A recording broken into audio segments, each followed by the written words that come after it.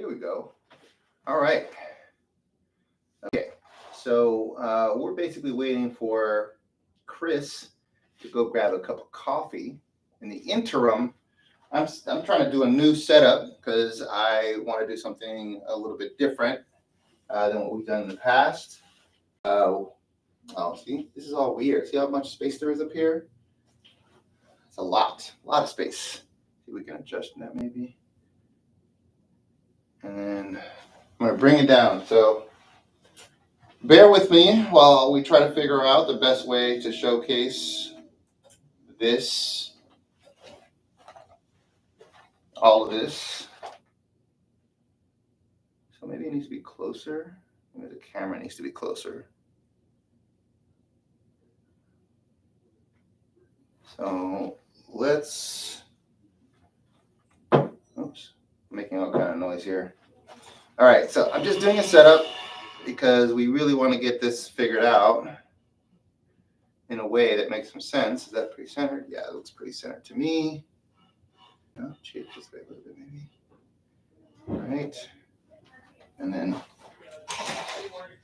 get this set up here.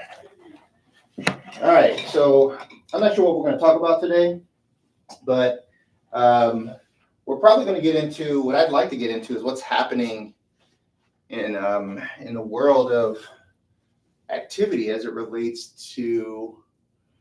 So Donald Trump has done a number of things. One of the big things is a reevaluation of gold, which we're not hearing a ton about right now in the field. And I'm supposed to have one of these mics. I'm not sure which one. Maybe let's take this one for now. This is 1 2 1 2. Can you guys hear me? 1 2. Oh. Hello? Okay. Hopefully you guys can hear me. Okay, hoping this works. This on?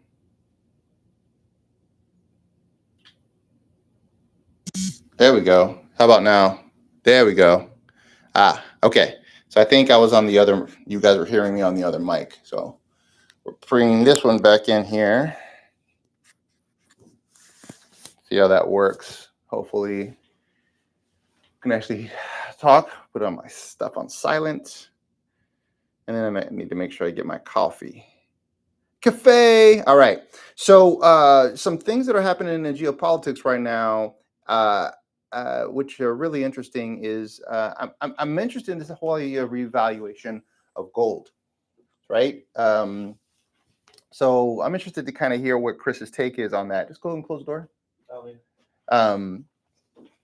So I was having issues getting it turned on and just kind of came on. So we're live now. Okay, cool. All right. So one of the things I was just kind of mentioning is have you heard anything about this this whole gold revaluation?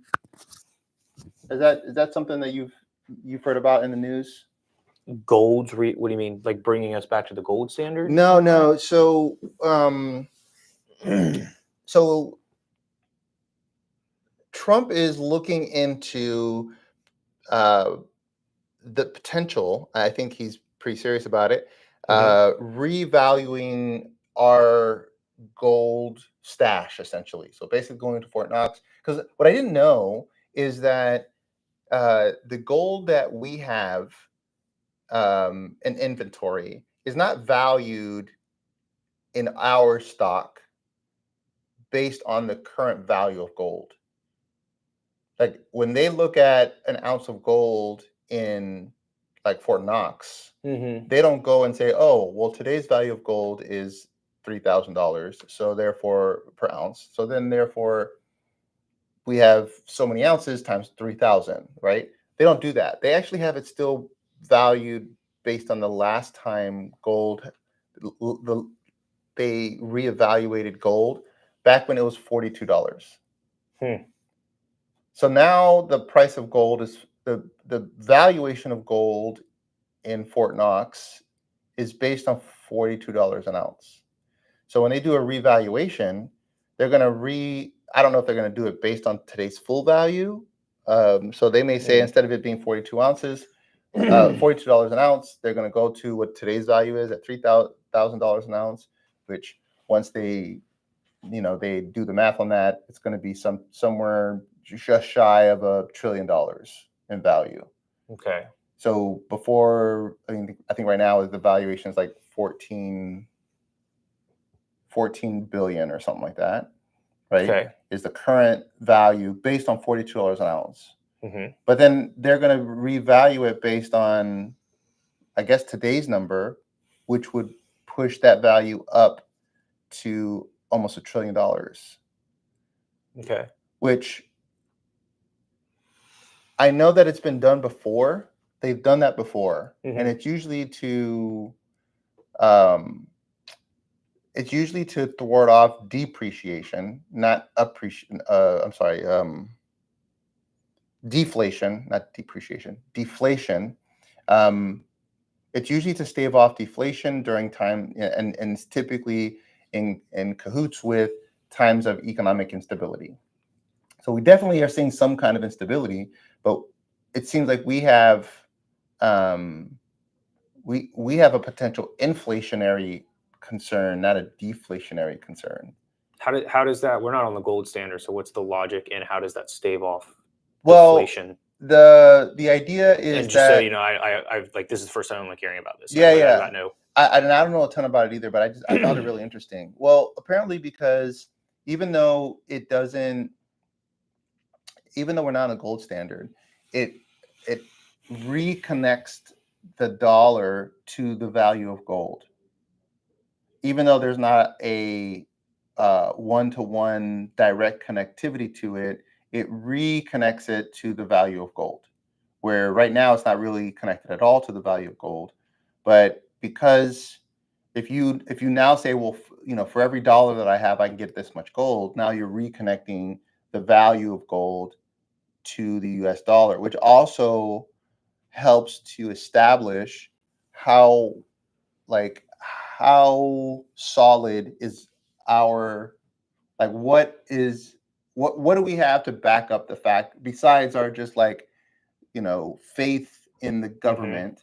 What else do we have to, in terms of assets, that would say, oh, United States, we what do you got in the bank, right? It can't be just dollars, because we print dollars, right? Yeah. For you and I, proof of funds, please, right? Oh, here are the dollars that I have in my bank account, or whatever the case, right? But the United States can't do that, because it just prints dollars, and people know that we just print dollars. So if we just say, oh, well, we have this much in the bank, yeah, do you? Did you just print that shit? You know what I mean? But if we have assets, real estate, minerals, we have things that we can actually trade that's not a dollar. The more of that we have, the more stable and established our economy appears. So from a currency standpoint, because then our currency has more value, because we have all of these other things that are backing up the currency. It's not that we're just money. We also have a bunch of shit. We have the ability to pay it back over time. Right? So it was interesting to hear that, and I'm surprised that we're not hearing a lot of that in the news, because that seems like that's a pretty big deal, the revaluation of gold, and how that might have impact in the value of the dollar. I mean, maybe it just takes, I don't know how long this has been in discussion, right? Or has been a topic of, consideration. I think that, and this is just because I just found out about this today. So my overall opinion. So my thing is I need you to solve this right now. Yeah.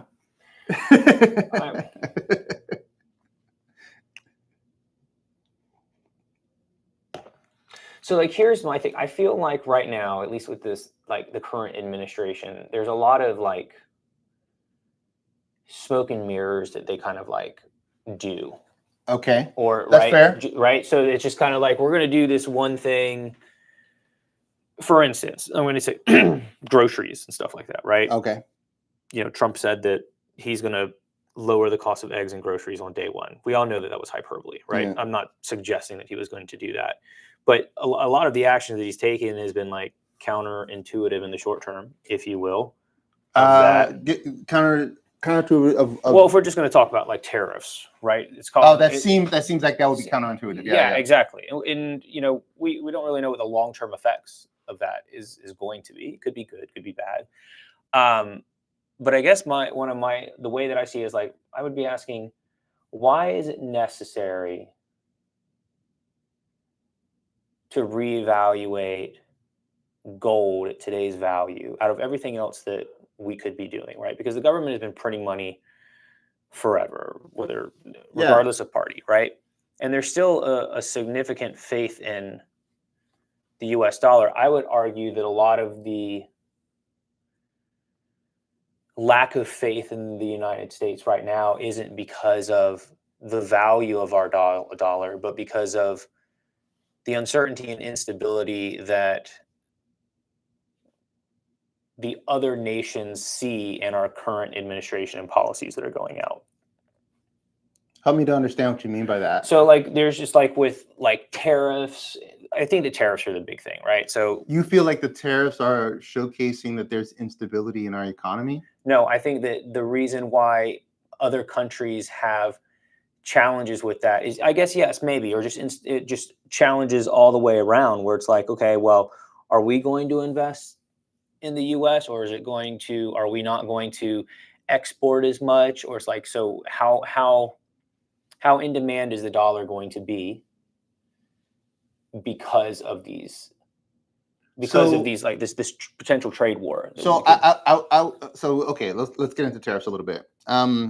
So the one thing that I thought was interesting, again, is not really being covered a lot, is that the tariffs that are being put into place are reciprocal. So it is basically it's a direct response, right? An even response to any. So like you and I are friends, right? And then you have a donut business, right? And I have a French toast business, let's say, right? And you also serve French toast, and I also serve donuts, right? I serve French toast and donuts. Yeah. And you serve donuts. Yes, but I serve both. Oh, so we serve the same thing. Yeah, We're competing. But you really serve more donuts. You're a donut place. Okay. And I'm a French toast place. Okay. I just happen to have donuts. Right? Okay. Yeah. So what I do is I don't like to make my own donuts. So I'm going to go ahead and buy my donuts from you and just sell the donuts you sell me. I'll just sell them to the public. You give me a deal, so on and so forth. Right. And then you do the same with my French toast. Yeah. Right. So, however, whenever you sell me the donuts, right? There's a cost for me to be able to buy those donuts. That would be the tariff, right? Because I want people to buy my French toast. Or let's say I also make donuts in house. So that would probably be more ideal, right? So there's the donuts that you bring, and then I have donuts that I sell. My donuts are not as good as yours, right? But I want my donuts to sell. Right, but we have an agreement on donuts. I already have an agreement with you to sell your donuts too. So I'm going to sell your donuts for slightly higher than mine because I want people to buy my donuts. Right. Okay. So let's say that's the case. I'd charge $1 extra for your donuts versus the donuts that I sell. Okay. So you're like, oh, okay. Well, you go to me and you say, well, you know what? I do serve French toast. Your French toast is better than mine, but I want people to buy my French toast. Right. So if you were to say to me, even though you've not charged $1 extra for the French toast, you've all of a sudden said, you know what, I'm going to charge $1 extra for the French toast because I really want to try to sell more of my French toast. Would that be unreasonable for you to charge the $1 extra for the French toast that I sell you, and me to charge $1 extra in response to me charging $1 extra for the donuts? Would that be unreasonable? So I don't think. I think that I think that's the surface level. You're talking about the business to consumer aspect. What if I were focused? But the consumer is who pays it. Yeah, I understand that. So right. it's a consumer tax. It is. It passes on. But if I in that scenario, and I'm the donut person, right? And you are going to charge more for my donuts at your establishment. Are you also selling your donuts? I am. Right. Okay. So I'm charging $1 extra than my donuts. Sure. So it wouldn't. I wouldn't care if you did that, so long as my numbers worked for what you were doing. And I don't know if I don't see a benefit for me being a business. Oh, you're going to charge $1 more for my donuts at your establishment because you want to sell more of your donuts. Yeah, But if because I'm still, I have more profit if I sell my yeah, donuts. but if I'm selling you the amount of donuts that I want to sell at the Mhm. price that I want to sell them to you at, Mm-hmm. it doesn't matter to me if you sell it for $1 more and you don't sell as much, Right. right? But I don't sell as much. So how do you make up the difference? So maybe you want to sell more French toast so that you can make up the difference for not making as much. So normally your profit margins are $10 a week, right? But now Mhm. that I've charged extra dollar, your profit margins are like $5 a week. Well, see, I think that would assume the fact that I'm absolutely dependent on your sales of my donuts. Yes, it is. Right. So, Okay. but Here's the scenario, right? The problem is, the challenge is that the United States, what is our economy based on? I would say service. Okay, Really, but right. consumerism in general. Yeah. Like, yeah. we are a consumer-based economy, Mhm. right? And we actually consume more than just about every other nation in the world, Yeah. right? So we are the lion's share of the audience for most countries that sell things. They want to get into our market because we consume the most, Mhm. right? So we have the largest share of a consumer base as I would say arguably per capita, right? So our consumers have a higher value, right, than other nations. Then you go to Europe, I mean, people reuse things all the time, and things are, you can, a toaster might last Mhm. you 2 generations before you get a new one. Like, we're Mhm. we're so consumerized that even the things that are built for the United States consumer are designed for obsolescence, like, pretty fast. Yes. Right? Yes. So you can just Yeah. go ahead and replace it. Think about this. You go to Europe and you find someone who buys furniture, like typically the furniture that you find in a European home, they may have had that for generations. Mm.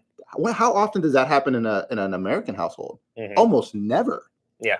Like, typically it's like, oh, I've had this sofa for 10 years. I'm going to buy a whole new living room. Everything's built cheaply, so you could just quickly replace it. Like, why would you keep the $5,000 living room set when you can, in 10 years, buy another $5,000 living room set? You know what I'm saying? Mhm. So, like, we are a consumer-based society. So, like, tariffs actually is a tool that could actually have a net benefit for us if our goal is to, and I don't know if it's going to work, but the idea is, if our goal is to incentivize companies to move production to the United States. At least that's the idea. And remember, these aren't like, well, going back to the donuts idea, right? It's like, oh, well, you charge $1 extra for French toast. I'm not making as much money on my French toast that I sell you, that I used to make. I need to make up the difference, but your donuts are outpacing my donuts. You know what? I need to sell more of my donuts so I can make a higher profit. So I'm gonna go ahead and tax your donuts so that people are incentivized to buy my donuts. So to make a larger profit, so that I can make up what I lost on the what I'm losing on the French toast. Right, because it's profit driven. You're trying to make up for you're trying to make up for the loss of revenue. That's the whole purpose of business. Okay, so, and I'll take this back to 2020, 2019, 2021. We'll talk about the real estate market, right? Here's my concern with the tariffs. It's a consumer tax, and we can talk about, there's going to be short-term pain from rising costs, whether the businesses are eating that or consumers are eating absolutely. that. And when COVID happened, what did lumber shot up? How much? I don't even remember. No, it was ridiculous. It was ridiculous, right? Yeah, like 4x or something. Yeah, and then when you talk, I was going to say it was 3, so I think it might be 4. So, but then when you talk to builders, right? Because I talk to a lot of builders, and they're just like, it's their prices are so high, and appreciation has happened so much. One, because of demand, but two, because of the cost of the builds. The cost of the builds have significantly increased, and it's eroded their profit margins. Sure. We are 3 years out from that, from like, the peak of that. lumber costs are not what they used to be during that time. Mm-hmm. But new construction real estate prices haven't dropped to reflect the same drop that lumber prices have. But that's not how the market works.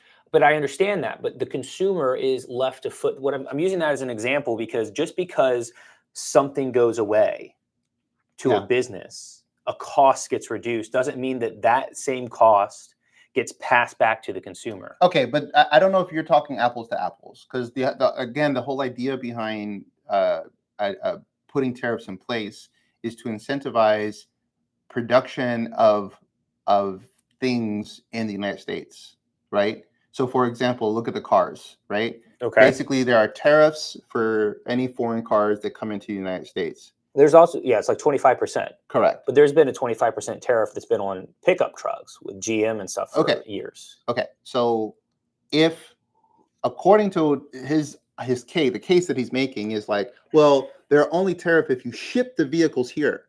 Okay. If you build the vehicles here, if you build a plant and you build all your vehicles here in the United States, there's no tariff.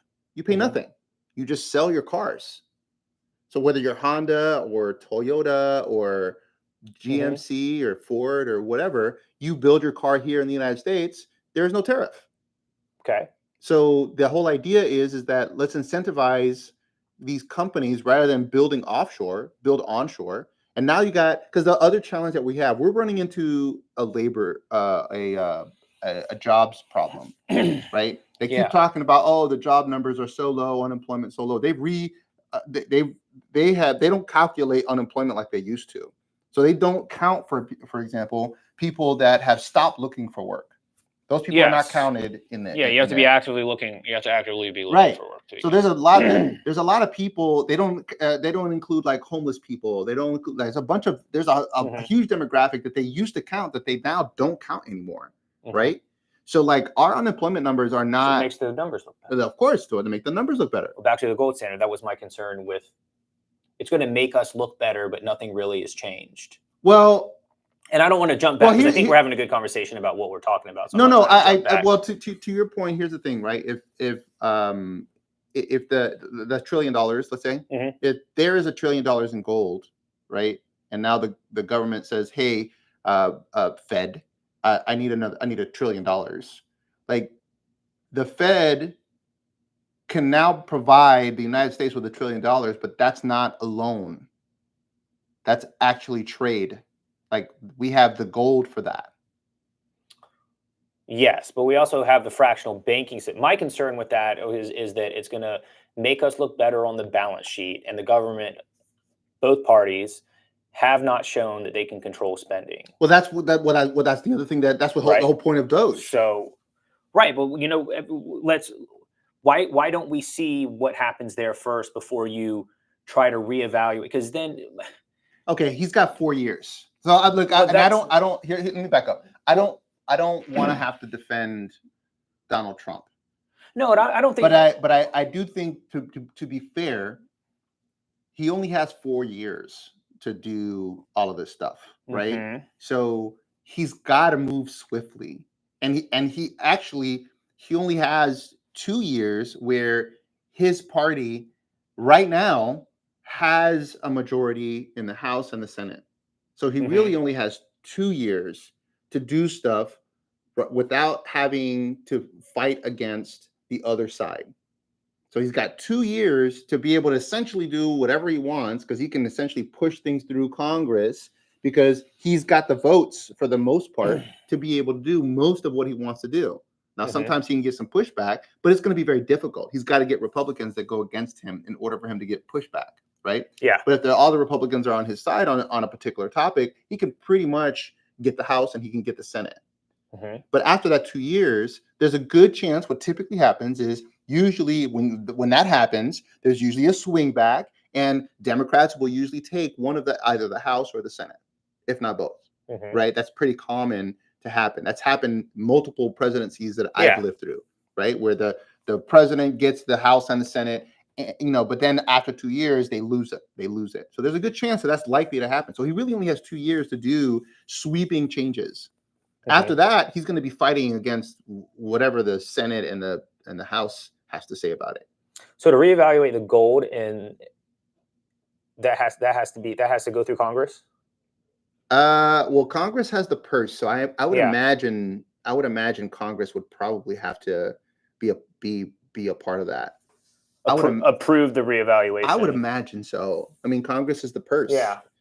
So I would imagine anything dealing with money typically. Yeah, but the Fed deals with money, and Congress has no say over the Fed. It's an independent agency. So why I was curious. Like, well, still is doesn't. Fed... I thought Congress has to approve if they decide they want to print money or borrow money, they have to still go through Congress. The president can't just sign off on that, can he?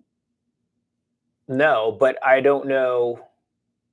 And I'm not arguing with it, but I don't. But so Congress has the mandate to allocate and spend the money. How it's being, how it's being spent. Okay. But I don't think there's anything in there that says that they're the ones who dictate the value. So I would say But then the Fed hasn't been around as long as Congress has, right? So then we've been on like the gold standard before that. So it's like I would assume maybe by precedent that Congress has held that responsibility, but now I don't know if it's now because the Fed has been created, because they control interest rates. Yeah. Right? So it's like, I mean, I don't know. I honestly I don't know the inner workings of that. I'm not really sure. I think that my issue is that, and I'm not going to say that it's going to come to pass, but I think that my issue is like, and you can talk about Doge and the cuts, and I think we're all for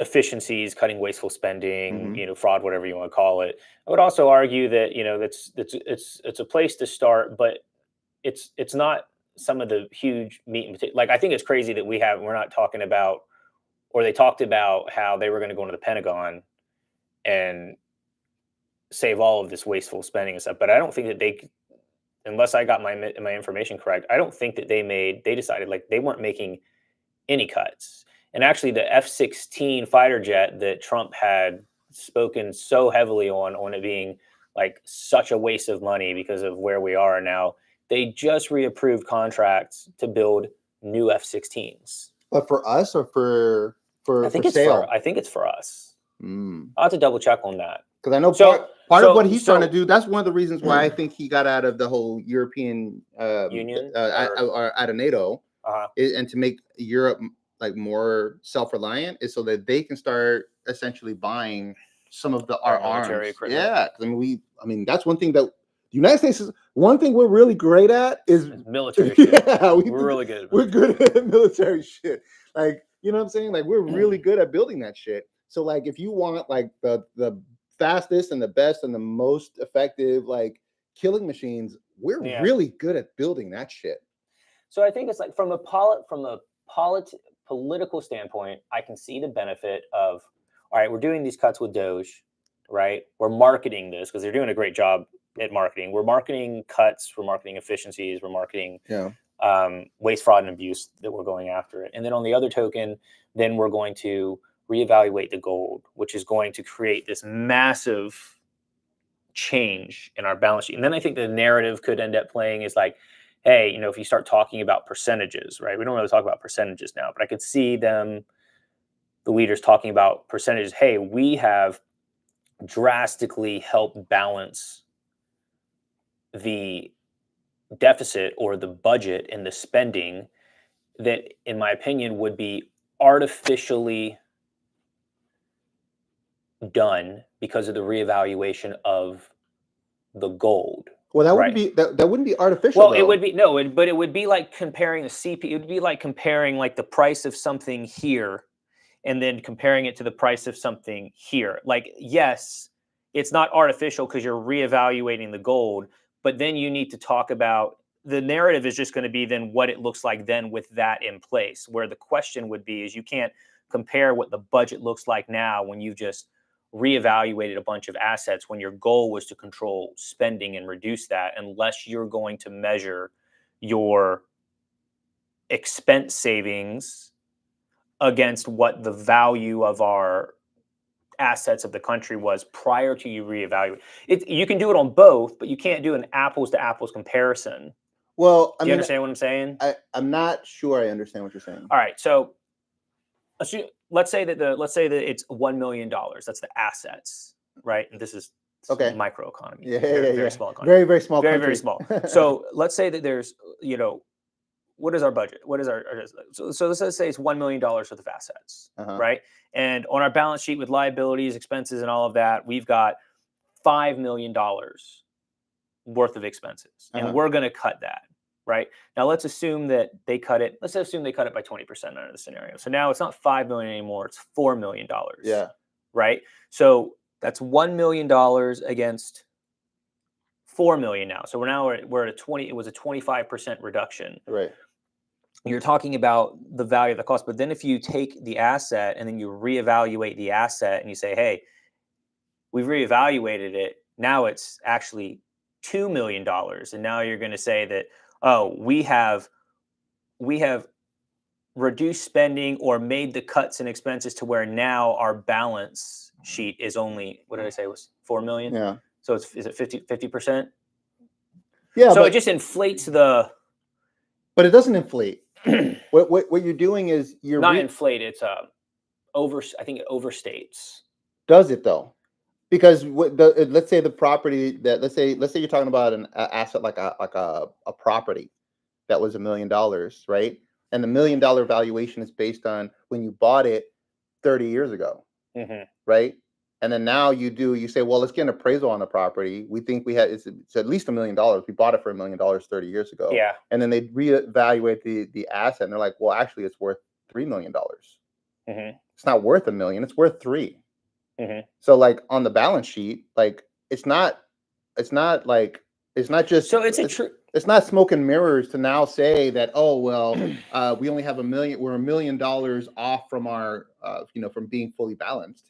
Like no, that's a real number. It's a real number. It is a real number. I think that my concern is that it's going to give them permission to spend.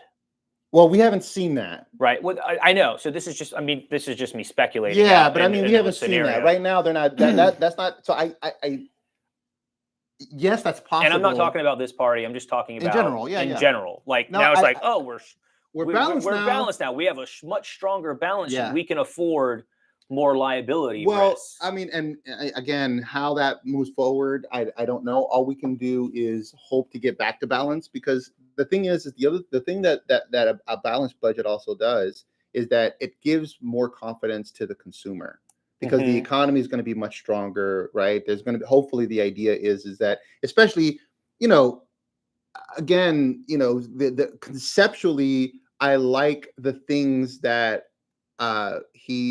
the administration is trying to do in terms of how they're doing it. Those are two different conversations. Yeah. Like what we can debate about that. I like the fact that people talk. It's funny because it's one of the things that that you're hearing from, like, that I've heard a few times from the news media, is this idea of like, oh well, Elon Musk and Donald Trump, they're doing shoot, fire, aim, right? Was it fire, aim, ready, right? They're doing fire, aim, backwards. Ready. Yeah, they're doing fire, aim, ready, right? And you and I, as entrepreneurs, that's actually one of the key core strategies to ensure that things get done faster, because we know that things are going to be problematic, right? Because what happens is if you try to over plan stuff. We've been trying to plan the balancing of the budget for how long? They've been talking about it forever, but they've not done anything about it, right? And it's gone through both left and right, like multiple administrations, Democrat, Republican, they've all talked about balancing the budget, how we're going to cut spending, all that good stuff. And year over year, we get a higher and higher deficit every single year. That's not without fail, every single year, higher deficit spending, right? So like, they keep talking about it, but they're not doing anything. I think we've like doubled our deficit since 2011, 2012. Right, that's huge. I feel like when I was up in New York, New Jersey, when I was living there, I feel like I saw like on the ticker, I think it was on, I don't know, maybe it was in what's Hell's Kitchen? Where's that? Times Square or wherever it was, there was a ticker, and I just feel like I remember it saying that like the deficit was like 17.4, 17.3 trillion. I'm like, damn, that's a big number. Yeah. Now, what are we at, 37? Yeah, we're at 37. That's crazy. It's just wild. Yeah. So, I don't mind the the new approach because the old approaches haven't been working. They've not been doing anything. So like, you know what? This is it. And here's the thing about like the fire aim ready model is that it's going to be painful, but things are going to happen, right? And then you're just going to build the plane as you're flying it, right? And then you'll figure out the problems as you run into them. You know, the concern is always the plane going to crash. But I feel like if you're just continually working, then the crash. Like there are, if you're at resolution and your goal is not to completely tank the plane, unless you think that there's a nefarious play that's happening here, I feel like that you know, it's going to be painful. There's going to be a lot of bumps and bruises along the way. There's going to be people that get hurt along the way, but some of that pain is necessary. Where, you know, there are you know, for sure there are federal jobs that are, you know, completely unnecessary that they found. You know, there's no need for them. There's money that's been spent that hasn't. There's not been a need for that spent, right? Like the whole, you know, everyone forgets that we were sending like billions of dollars over to Ukraine, and then, you know, but we have like a homeless epidemic here, and they've already identified that, oh well, if we spent like, and it wasn't even a huge number. It was like, oh, if we spent like $5 billion on the homeless, we could a fraction. We could solve homelessness. Yeah, we can just solve it. Like it's done, right? Like obviously it'll be an ongoing, but I'm just saying, like here we are we're throwing money at all these other countries, and then here we are with our own problems that we can't solve. You know what I mean? So like, I want to have a better. I would like for the government to do better with like, hey, we do need to kind of make sure that we're okay. Like it's the whole like airplane is, you know, about to go, potentially is going to go down, and the, you know, the oxygen mask comes down. Like the parent has to save themselves first before they can save the child, because if they try to save the child and they pass out, there's no one to save the child now. You know what I mean? So like we have to save ourselves before we can try to start saving everyone else. You feel me? So I, at least in my view, I don't have a problem with the fire aim ready if there is progress happening, and it does appear like there's progress happening. I mean, I don't know anyone who can argue that it doesn't. At least on face value, it seems like they're going through the different departments, identifying where there's waste, right? And that there's multifaceted progress that is happening. You know, they're looking at tariffs to try to bring manufacturing back. That's not a bad. I mean, I don't see that as a terrible strategy. Is that the best strategy? I don't know, right? I don't know if that's the best strategy, but I understand what the strategy is. It makes sense to me. We've not tried that. We do need to figure out how to get the middle class back in the seat again, because right now the middle class is not in the hot seat, right? It's basically, you got a shrinking middle class with, you know, you got your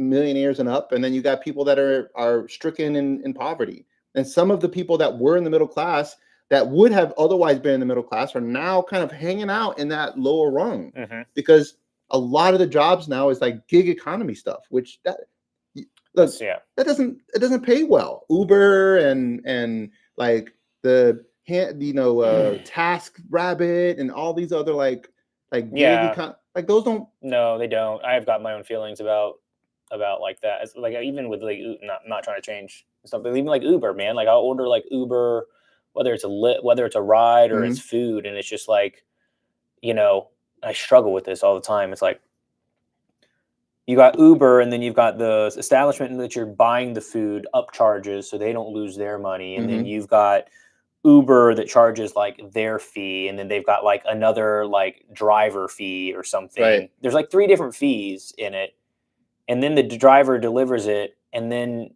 you're expected to tip the driver, right? And it's just kind of like, I'm not a fan of the tipping. What do you call it? The tipping trend or Protocol? Yeah, just how it's evolved. I wasn't a huge fan of it, and I used to serve. I just wasn't a fan, because I'm not a fan of where it came from. I think that it's just kind of been embedded in our society. But it's like, how do you get, you know, this is kind of where it goes back to where, you know, we could have a whole conversation on unions, but just representation for the middle class worker. It's like, how do you have a problem with tipping because it moves costs, in my opinion, that should be on the business to us as the consumer. It's kind of like a tax, and it's an expected tax playing on the emotions of us, because if you're driving, you're doing this, like, that's like, you're clearly doing it because you have a livelihood thing. I don't think that anybody drives for Uber because they just for fun love it. You know what I mean? So it's like, now I want to be an Uber driver when I grow up. Exactly. So now I'm like in a position where it's like, you know, part of me is like, I don't want to tip because I want to put that pressure in my mind. It's like, I'm going to put that pressure on them. On Uber? No, on the people who are driving for Uber to say, hey, like, we're not getting tip. You need to pay us more. Right. And move that back on to. That's hard. I know it's hard. Yeah. I know it's hard. But then it's like, then the other part of me is like, no, I want to tip them because, like, they need it. That's a bigger problem that they don't really have any power on. Exactly. Which is like another, thing when I don't know how I felt about it. It's like when they put out the no tax on tips. Mm-hmm. And I think it's great. I mean, does our commissions count as tips? That's what I want to know. How would commissions count as tips? I don't know. I'm just being funny. Yeah. It would just be great if it was. Yeah. But I think like something that I think about is like, okay, well, that's great. I'm all for that. But then on the flip side, what about, there's some restaurants and stuff now where they automatically put the tip on, or like parties of 6 or more, they auto grab the table. Yeah, so my thoughts are is like, I don't know how I feel about being mandated in an establishment to tip, like it's expected that I'm going to tip, and then like it's tax free. Yeah, you know what I mean? And then so it's like they automatically get like a 25% raise if you're talking about that bracket. So I just I mean, I haven't given that like a whole lot. It's just like kind of something lingering. I don't even think that's a area of the conversation that we should go in. I mean, I think that helps to solve some short-term pain. Because most people that work in the restaurant business, that's not usually a career move for them. There are some obviously career servers and whatnot, which I think is great. So the benefit that I think that maybe that it would have with doing it tax-free, right? Which I don't even know if that would really. I think that it would solve the problem, because I think I did it when I was younger too. Like I understated my tips, right? To keep more money in my pocket. But the problem is that there's a lot of good money in serving and hospitality if you're in the right. And I'm not talking about like McDonald's and stuff that. Or like an Applebee's, you can still make pretty decent money or something if you're a good server. But a lot of people, they understate their tips and what they earn, which has direct impacts on their ability to buy a house, buy cars, whatever it is, because they can't show that income. So I see that being a benefit from that aspect. Absolutely. I just think that it's, I don't know. But anyways, because we're talking about that, I want to go back to, we're talking about the tariffs. Yeah. Right. So I think that the way that I see it, or that I'm looking at it, is like, yeah, it's a short-term issue. And we might be talking about, I'm going to go back to my house example, the home example, right? Lumber costs went up. It could have been a tariff, right? The expense went up by X amount, and that was used to justify the higher price of the asset. Now this expense isn't there, or it has been significantly lowered. Yeah. But the cost of the pricing of the assets has not reflected that change. Pricing is sticky. Once a price goes up, and I think a lot of people have this misnomer, right? And I think that they had it during talks of COVID and stuff, and they're like, inflation is coming down. We're getting inflation down. And I think in the minds of a lot of people, that translated to prices coming down. And that's not the same thing. Correct. Right? So once a price gets up there, it's very difficult to move that price back down. So, well, I mean, that is all dependent on market demand. But let's say it takes, we got the 25% tariffs on the automobile industry, right? Let's say we move some of this stuff back. Some of the manufacturing back? Let's say that we get agreements on that and we're moving in the right direction. My question is, how long is it going to take for them to build that plant, get online, and start selling those cars? Right? In the meantime, if there's a tariff on the products, people still have to buy cars, whether or not it's the same amount of people. Well, not new cars. They don't have to buy new cars. No, but that's going to increase demand for used cars, and those prices are going to go up too. So it's not like a new car is going to go up, so we're just not going to buy new cars. Now we're going to buy used cars, and now the demand for used cars is going to be there. Again, so we're going to see some appreciation in that market. Going back to our consumerism as a tradition in American society, right? Like our default is, oh, let's just replace. That is our default, right? Oh, I've had this for X time. It's old. Let's just replace. If cars become that much more expensive, where the average consumer is not able to buy them, which is happening now, and then the economy's weak, so people are nervous about buying a new car, people are going to not buy cars. They're going to choose not to buy cars in the moment because it's just going to be too expensive. They're going to keep their current car, take it to the mechanic, and pay the $3,000 to get it fixed, because the $3,000 to get it fixed is better than the $40,000 to buy a new, right? Especially if there's economic concerns and we see the price of cars. The car, that $40,000 car was just $30,000 2 months ago, right? A year ago, whatever. So they're going to be like, I'm not going to pay that. That's crazy. That's a $30,000 car. Like, it's too close to my memory at $30,000 for me to pay $40,000. There's no way, right? So, in my view, I think what's going to happen is you're going to then have an oversupply of cars, which is currently happening now, right? And eventually, those dealers are going to have to figure out a way to get rid of their inventory or go out of business. So they're going to have to lower the price of cars because demand is going to go down. Like, I think that as long as there is now, I'm a big free market person, but I do think there should be guardrails in place. But in this particular scenario, I don't know of any specific guardrails that we would need. I think people will kind of vote with their money as to whether or not they want to buy a used or a new car if they decide to do so. Used cars will definitely be cheaper than new cars. So, if it takes a while for them to build, let's say it takes 2 years for them to build the manufacturing plants, which I can't imagine it will take that long. These are companies. It's not like the government, right?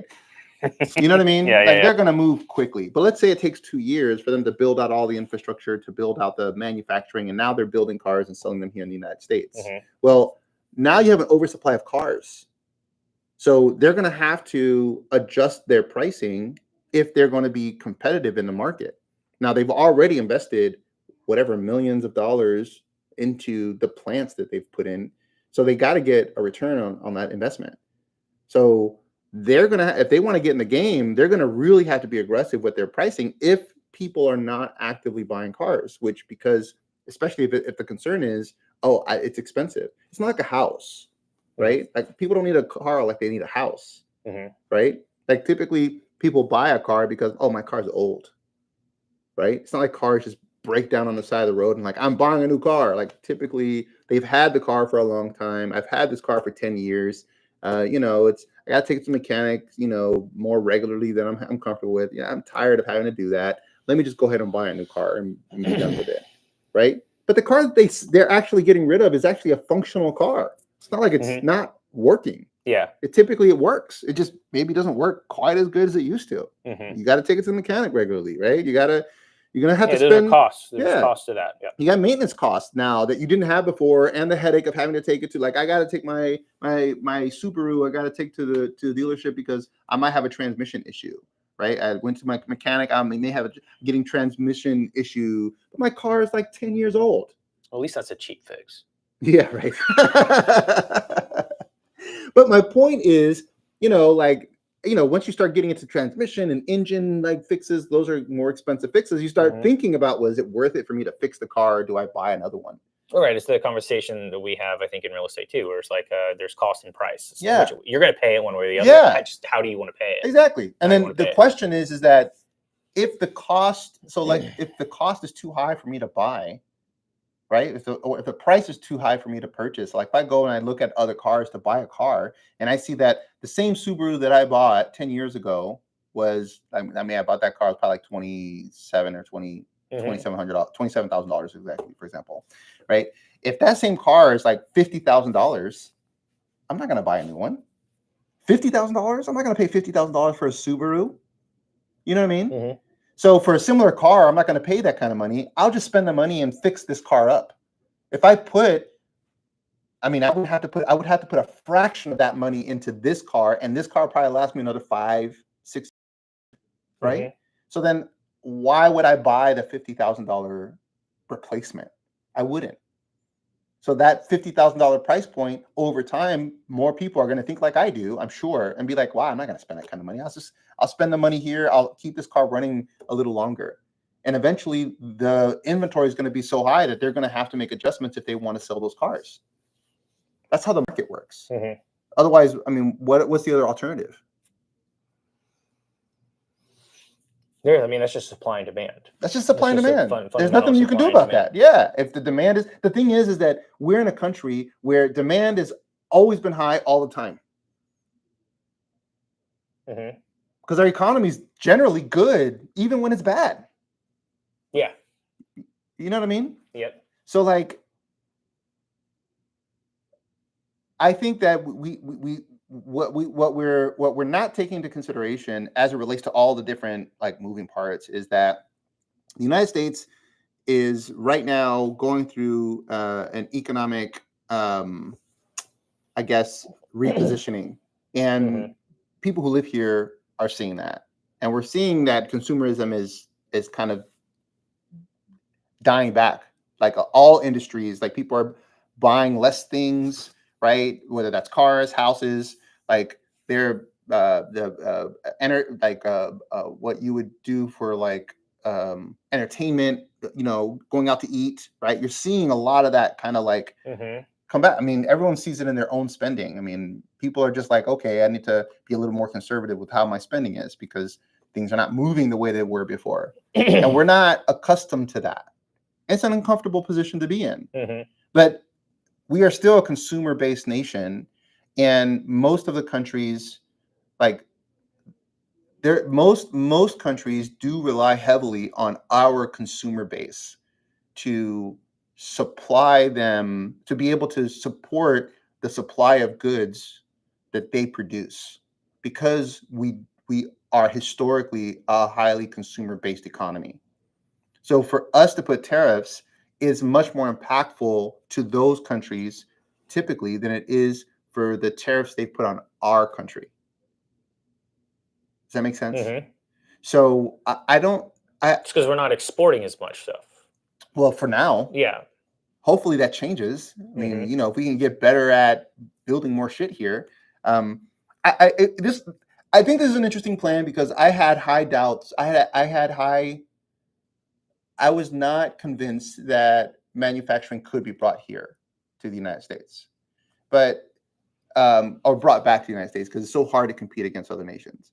But I think that I didn't have a full understanding of how that dynamic worked, and that if you use a tool like tariffs, again, I don't know if it'll work, but I see the theory behind it, using a tool like tariffs to incentivize businesses that are building out in other countries to move their manufacturing plant here in the United States.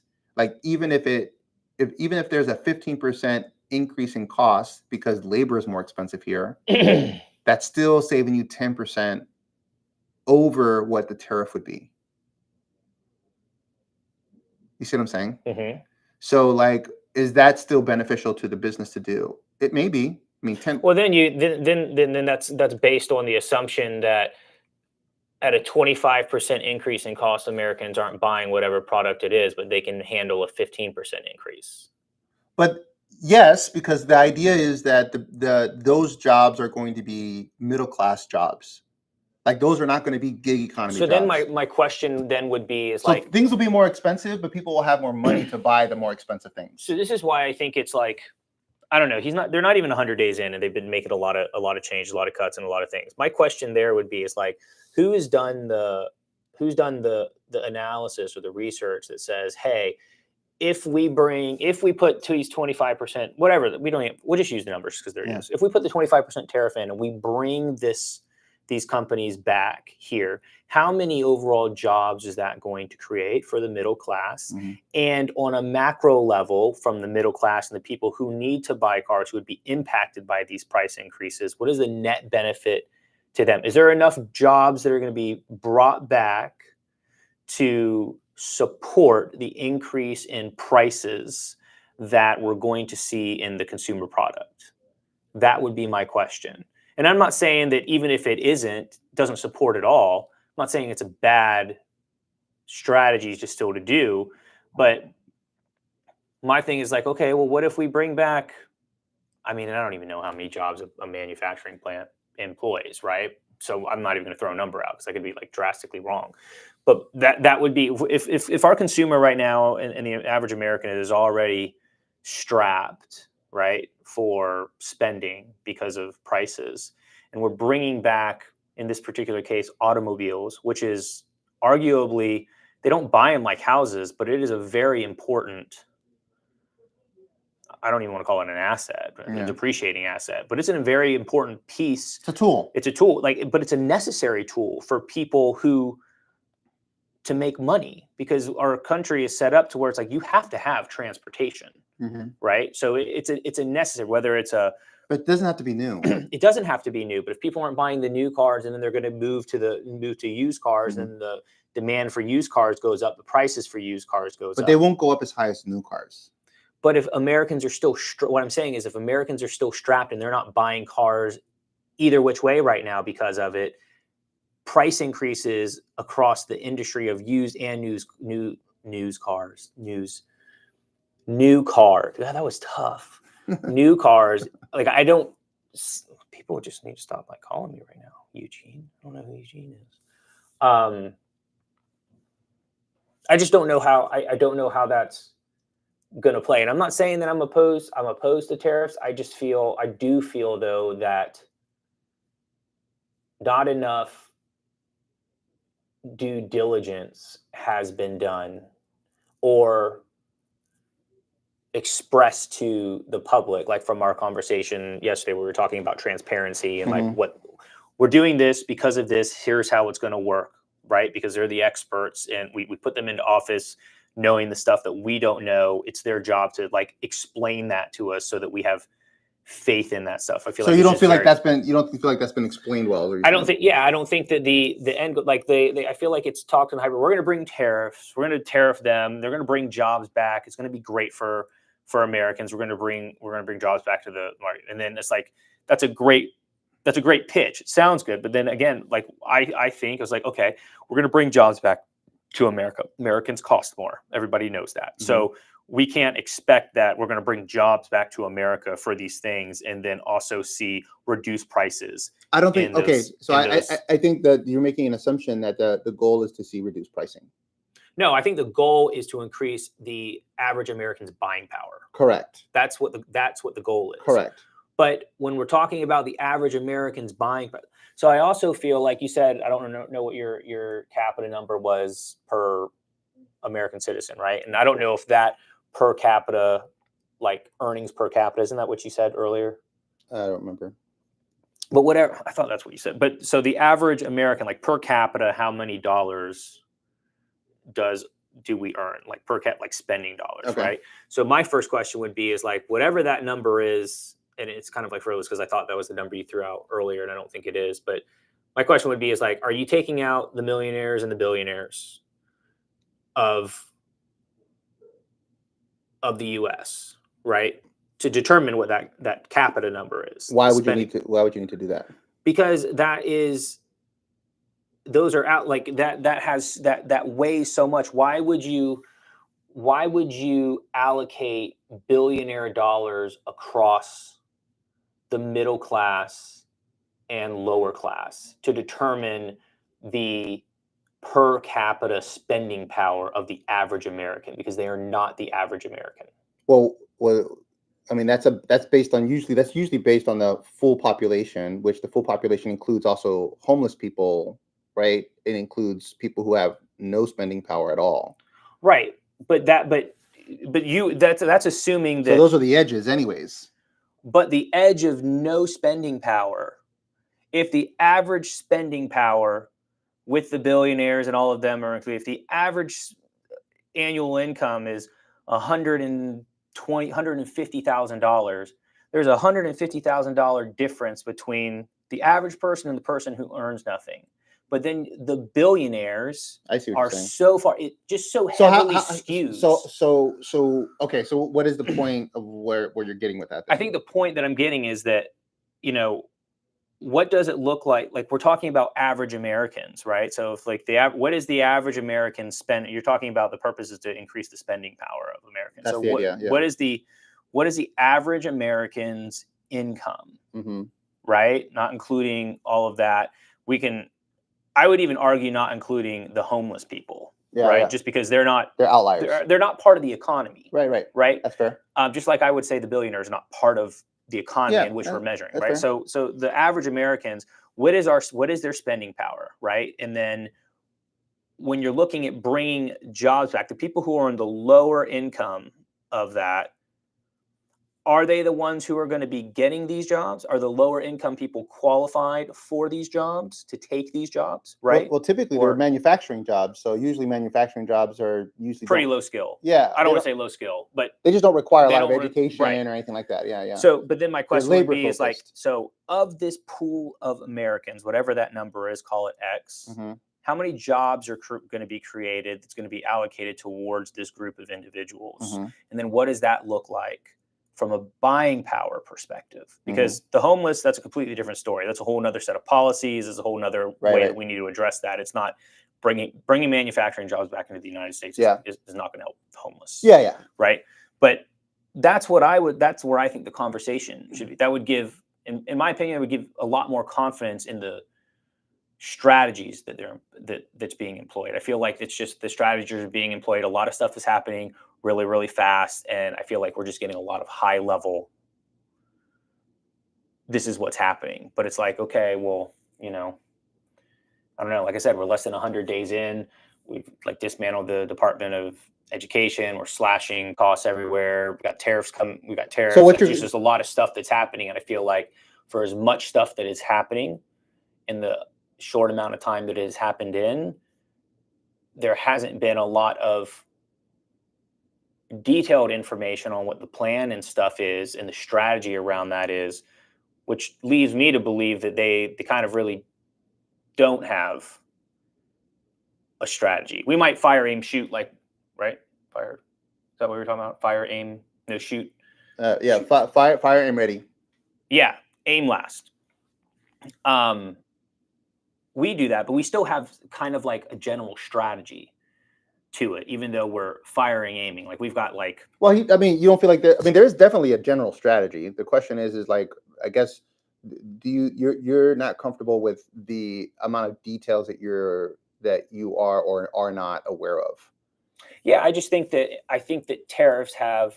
There's a lot of economists who are opposed to tariffs. I just think that tariffs have, and we're just talking about this particular issue, it's just going to have a major impact on Americans, whether good or bad. Sure. Right? It's going to have a huge impact, and they're just assuming it to be. Well, I don't know if they're necessarily assuming that there's going to be good. I think that they've done so. Like, for example, they during Trump's last administration, he did a tariff on steel. Right? I remember him doing that. Yeah. And then the steel, there was an issue with steel. Steel prices went up in the short term, and then steel manufacturing came back to the United States. Then America started making steel, and then steel readjusted their pricing. Right? They became competitive now. Right? And now the steel manufacturing industry is an industry that's now back in the United States. It's actually functional again. Right? So that was an example of the steel industry doing the same thing with the steel industry that he's now applying towards all of the major industries that are primarily import based industries. So this is like tech and auto manufacturing, and all that good stuff, right? So the idea here is that if he tested a model, it seemed to work. So he's now applying that model that he tested on other things, on other industries across the United States, in the hope that he'll see the same result. So it's not like he's arbitrarily doing that. I feel like he tested the model. So if I were president and I was like, well, let's test this with this industry, see how it works. And then we find that, oh, it did work. And we got more jobs here. And the price of steel is back to, has normalized, right? Yeah. And now we have price of steel is very similar to what it was before, right? And we now that steel is being manufactured here in the United States. All those people in the steel industry are now working here in the United States. Those are jobs that I've created that worked. Okay, let me see if I can apply that same model across other industries. Like, why would you assume that it wouldn't work across other industries at a larger scale? You've already tested it, right? It's not like it's not untested. He tested it. He went through the process, tested it, and now he's saying, okay, that worked. Let's do this on a grand scale. So the pain is going to be bigger because it's happening on a larger scale. Just like the pain, there was pain when they did it here, right? With the steel, there was pain. It was more expensive for steel for a little while until steel established roots here in the United States as a manufacturing again, because it hasn't been so for a long time. Which is crazy because we were, we're the founders of steel construction. So, now, so there's an example of it working. And then now what you're doing is saying, okay, I have a model that worked. If you're talking about models, we use models all the time in business. Hey, let's try a model. Let's see if it works. If it doesn't work, okay, great. We scrap it. If it does work, what do? Double down on the model. So he put a model together. It worked. And now he's applying that model across multiple industries, across the whole economy now is basically what he's doing. He's applying the model across the whole economy. So there's, I don't know if it scales. I don't know if it scales. And that is the concern that I have. Does that model scale? Can it be really applied across the whole economy? I don't know. Well, so that's what I'm saying, the due diligence about that. Like, I get that, like, you can scale that it worked in this industry, but that industry is different than another industry. Yeah, but right? how are you gonna? Well, I mean, just don't roll it out across a whole bunch of different. I mean, you've got 4 years. No, or you 2 don't. years. You got 2 years. He's got 2 years, so it's like, okay, well, maybe start one place and see what happens with it. I think that it just creates. I think the biggest challenge that we have right now maybe isn't necessarily that it's just the uncertainty across so many different things in the economy that this is creating that I think is challenging. Like, everybody's talking about the stock market is down because of all of these tariffs and stuff. And I think that's it is down, right? I'm not a huge fan of Donald Trump. I don't care for him. But I'm not going to blame him for the stock market being down, because the stock market is like where it was when he took office. It's just the stock market ran up under certain expectations that the market had of him, and those expectations clearly aren't being met in the eyes of the market. And so now the market has fallen from that run up. But it's not like, I feel like, those headlines are painting like, oh, like, how's your 401k and stuff doing? And it's like as good as it was about 4 months ago. About 4 months ago. I don't like the guy, but I'm not going to blame him for something that, like, I don't think is his fault. That was the market thinking one thing, and then they readjusted. Right. And so now we're right back. We're kind of like at the status quo. Yeah. From where that is. So it's like, I mean, I don't know. This is uncharted territory, and I'm not going to hate or on the strategy, right? Because clearly other strategies haven't worked, right? I just don't know. I don't know. It's like I definitely am just not on board on how they are rolling it out. So the rollout of it. So, and this is the concern that I hear from most people, right? Most people are concerned about how the rollout of what he's doing is, and I understand. I don't know that I'm kind of in a wait and see position. I don't know that I disagree with the rollout. I see the concern, and I do have my own concerns about it. But I am very much in a wait and see position right now, because I don't know if this is going to be ultimately a net benefit or, not. But here's the thing that I know for certain is that, our economy right now has been on a run, like run away, right? It's about to run away from us for a long time. Like its deficits have been getting astronomically just out of hand. The valuation, the valuation of the dollar has been put at risk due to what's happening with the BRICS nations, which now that's starting to peter off. Hmm. But with these other countries that are trading in other currencies and stuff like that, trading oil and energy and other currencies, which historically had never happened before because the dollar was the primary currency for trading in energy. So that is a risk to the valuation of the dollar.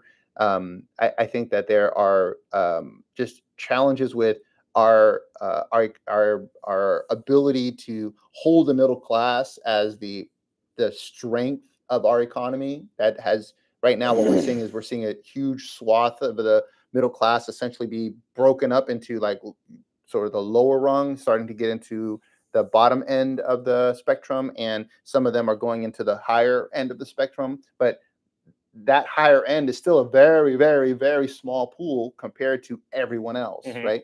So that middle class is being essentially squeezed, right? So there are a lot of challenges that uh, our country currently is running into, and that's in addition to like the divide between red and blue, and Hmm. sort of pseudo racial tensions that exist and class tensions that exist and all that good stuff. So there are a lot of challenges that we're facing right now, and I think that the biggest concern that I have with regard to our country being the I guess the big dog in the as far as economic powerhouse is that you know uh, historically this position does not stay for a long time Oh, you mean being. being the top dog? Yeah, Yeah. like you don't stay the top dog forever, right? And it typically, historically, has ended poorly for every top dog before us. Hmm. And not like it has like ended poorly in that, oh, over time. No, like it abruptly ended poorly for just about every other nation that was sort of like the top, Yeah. at the top of the economic ladder, right? So we know that there is a possibility for our country to do the very same thing that these other empires, I guess you can call them, right? Because Hmm. you could arguably say United States is an empire, Oh, we're totally right? an empire in its own right, right? Just a Yeah, different type, right? just But different type, sure. exactly. So, so the age of the United States can end just like the age of the Romans and the age of the Greeks and right. So all of that, age of the Sumerians and whatnot. So like all of these other empires ended poorly. Ours could also end poorly. We also have the additional negative element of we have the ability to effectively completely destroy the entire planet with all of our weapons of mass destruction. So all that stuff is still, that's literally still on the table. Like that's a thing that we got to still pay attention to, right? Hmm. So I think that we're heading towards a bad place fast, and it requires an abrupt change in direction. And I don't. It's like you're about to go into an accident, right? And your response is you don't know what you're going to do, but in that split second, you're in the car. You do something. You got to just turn the wheel, Yeah. right? Just like I don't know what's over here. I don't know what's over there, I right? just know what's right there. Yeah, I know what's coming at me, right? And I don't know what's on either side of the road. Yeah. I'm hoping that it's better than what's coming at me, right? I'm just gotta change direction. I think that's where we are right now, and I think that this change of direction is not something that is necessarily um, uh, I would say the fault of the administration. I think it is a response to the challenges that we're currently facing. And I think that one of the things I do appreciate about the administration is that they're not status quo. Because status quo has been what we've been seeing Hmm. over the last, I mean, when was the last time we didn't see status quo? I mean, maybe Reagan. You know what I'm The saying? whole political arena and atmosphere changed. So during the Reagan administration. I'm just saying. Yeah. So yes. You know what I'm saying? Like it's all been status quo since then. So like we've not done anything. I mean, President Bill Clinton, he actually balanced the budget, which is great. But that was the last time we saw a balanced budget. He was pretty status quo. He did things that were kind of different. But like, there's not been a lot of like, hey, let's make sure that we're addressing the issues that we have in governance, the issues that we have in the economy. Like there's been talk about it, but there's not really been anything done about it. But I would say, I mean, I haven't done the numbers, but I would say, from the Clinton was the last one to balance the budget, but then George W. Bush got into office, right? Mm-hmm. And then when did Clinton get out? When Clinton was 98? 98. Okay, so 3 years into Bush's presidency, we had 2000 9/11. We had 9/11. Yeah. And when 9/11 happened, our defense budget went through the fucking roof. Yeah. Right? Mm-hmm. And it hasn't come back. So, I mean, I would argue is like, yeah, there's a lot of spending in other places and everything too, but like, you can't, and I'm not trying to pivot the conversation, but it's like, you can't tell me that there's waste, fraud, and abuse or inefficient funds being allocated and all these different things, and then there's not one single penny that gets cut or that can be found to be saved in the largest line item of our budget. Mm-hmm. You know what I mean? So it's like, I guess that's a hard thing too, where it's like, okay, I mean, how much of it is the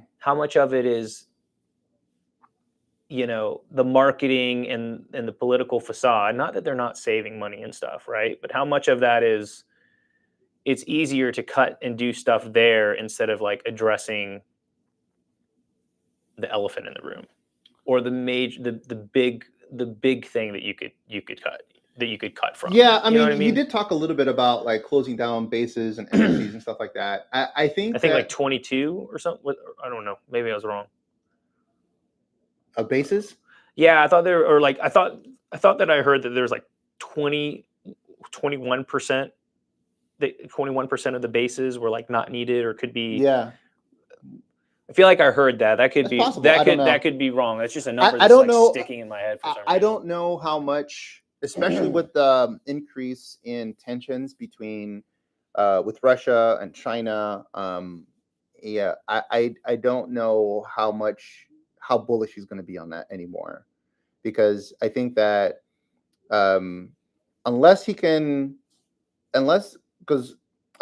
kind of figure out, it would be tough to pull back on bases across the world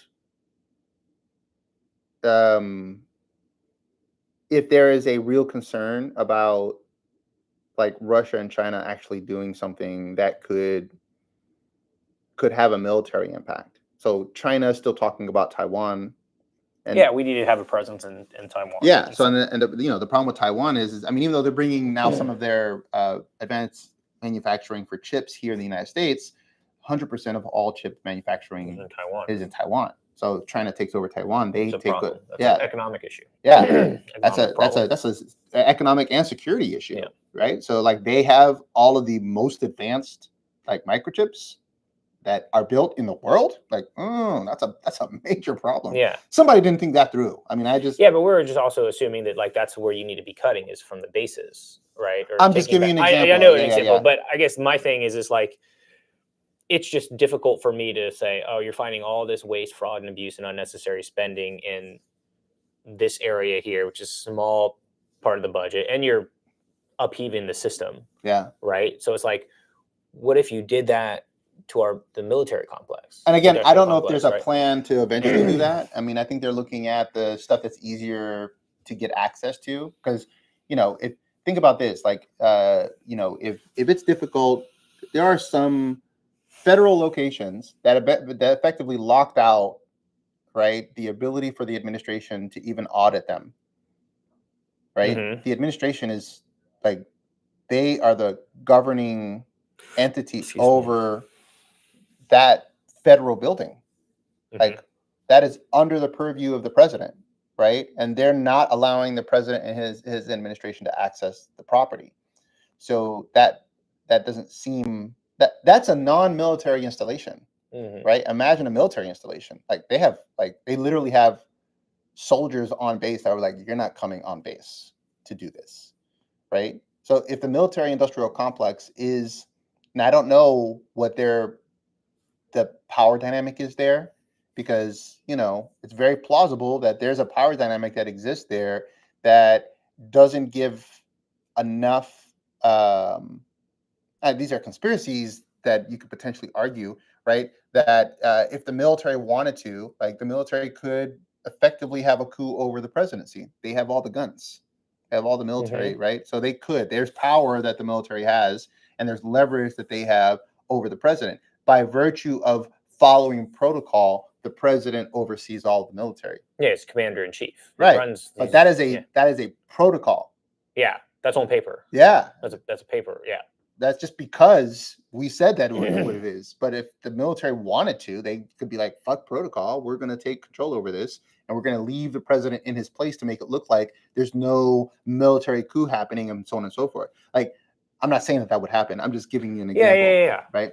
Yeah. So, like, I don't know what kind of resistance he may find going after the military industrial complex, which I would assume probably has undue influence involved in that whole industry, because you're literally talking about a war machine, right? An industry of arms, like arms dealer. Yeah, that's what we are. Right. So I think there's some savings that could happen right there. Is like I would think that, what do we have? What is it? Lockheed Martin, was it Boeing, yeah. Airbus. Is it Siemens? What's the other? I don't remember. There's the other, but those are the companies that contract these stuffs, and I would argue that the contracts are probably super fucking inflated. Oh, for sure. You know what I mean? Nobody, and that's something that's would be easy to talk about if you're talking about the only argument I would have against that is that, for example, especially if you're building something new, right? Oh, we want to build a new plane that does XYZ. The F-35, we want to build that. It's a plane that's never been built before, that can do things that no other plane has ever done before, right? So the cost of building something like that, at least the very first version of it, is probably going to be unreasonably expensive. Yeah, because there's probably iterations. Correct. I mean, it's beta versions. You're not rolling out. It's not. They're just building that one plane and then you're rolling it out. Like, correct. You're gonna. And then you got to hopefully it works the way as.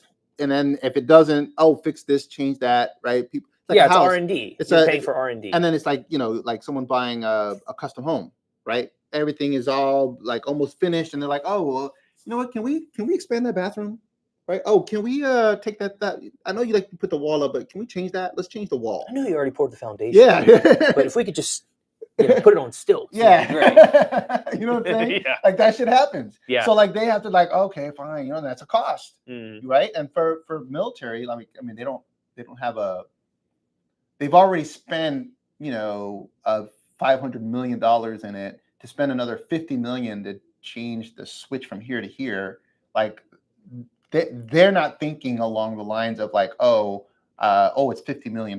They're just thinking, I want the switch over here. Whatever the cost, that's what the cost is, because this is a new plane we've never built before, right? So with regard to new stuff, that's going to be challenging. I think with regard to the stuff that has already been designed, then you can kind of make a case for, okay, well, we spent money on the original, like, what does it cost to build this thing? And then now you have to justify that cost. Now, some of that may be that they have to, we have to build a plant specifically designed to build this thing because no one else in the world can make this right here, this element, right? We literally invented this element, and we need for this plane, as an example, or this tank or whatever. Yeah. No one builds it. That we can't find a manufacturer that can design it, or if it's top secret, we have to build it. Yeah, so nobody knows that this is a thing that's being built. Right, so we have to make a manufacturer. So you have to.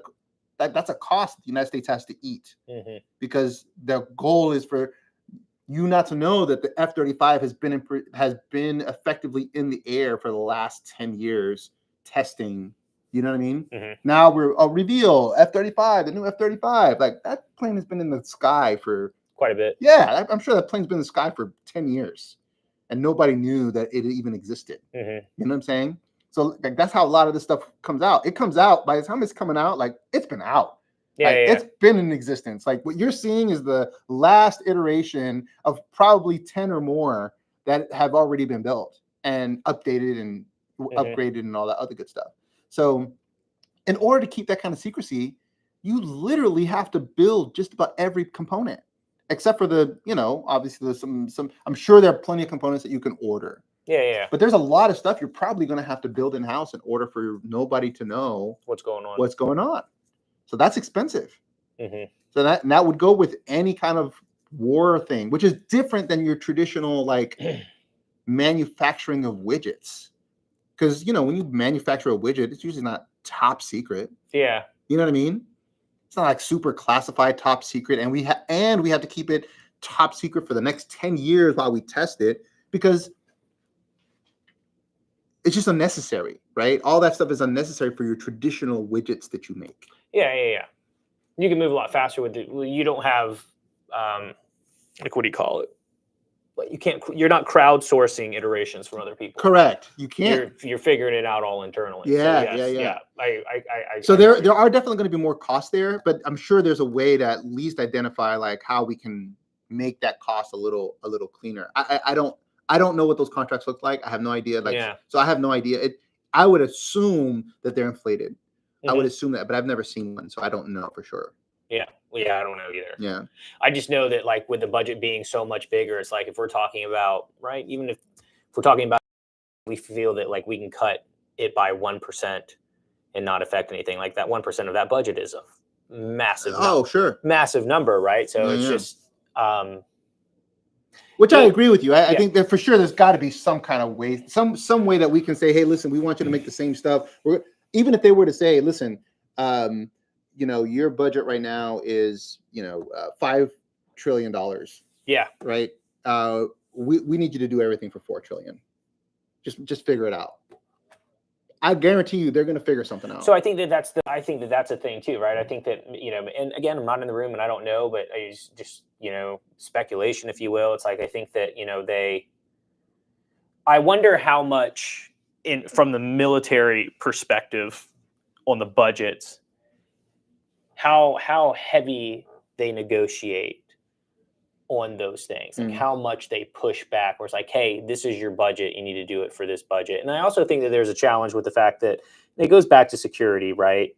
And like you can't have too many cooks in the kitchen, but there's no real competition for the development of that stuff, right? It's like Elon Musk and people complain about, oh, well, he has all the space contracts. Like, bro, there's nobody else to have. Blue Origin has some space contracts, but it's him, Blue Origin, and Virgin Galactic. Yeah. Virgin Galactic is focused on commercial stuff. They're not focused on military style things. And arguably, I don't know anybody else who's landed a fucking rocket. Not like that. You know what I mean? Like so he's literally at the forefront of like the development of that technology. So of course he gets those contracts. Who else are you going to give it to? And if you're worried about costs, right, and cutting spending, I mean, arguably, that's a lot cheaper. Yeah. Because he's private. He's private, and he's not having to replace rockets, stuff. So it's just there's just a lot of changes that's happening, good, bad, and indifferent. Yeah. I think a lot of the stuff is like, you got the people like I said, I try not to filter it through the lens of like, I'm not a fan of the guy, like just from a, like a personality, just the qualities of a leader, mm-hmm. right? Like when I think of like the qualities and the characteristics of a leader and what I would expect of a leader, I don't feel that he embodies them. Give me an example. So I don't think I cannot, and maybe you can correct me. I cannot think of one time where he has taken responsibility for something that they did wrong or his administration did wrong. It's like, it's always somebody else, right? But it's kind of like, dude, it's like, you're the president, right? Mhm. You are the person. When things go well, so many people, when things are a success, so many people take part in that, right? Mhm. And it gets acknowledged. You are the top, you get part. But like when something goes bad, like it can be other places faults Mhm. and stuff, but ultimately that falls on you as the leader. You're like buck stops here, kind of. Exactly, Okay. exactly. And I'm not saying, but it's just like just an acknowledge. Like I mean, it's, Have you seen that in other leaders in the political arena? I just think as far as like how he acts, No, in terms of or taking responsibility. in terms of taking responsibility, I don't know if I can't name one thing where it's like, hey, it's my fault, right? And I don't think I'm saying that he needs to acknowledge, oh, it's his fault, but other administration, they've acknowledged and like may change. Like for instance, my thing here's an example, and I can't name an example on the other side just because I feel like I wasn't being keenly aware of notating that at the Mhm. time because we really hadn't had somebody to compare, right? But it's like this whole chat thing. What's the app called? Oh,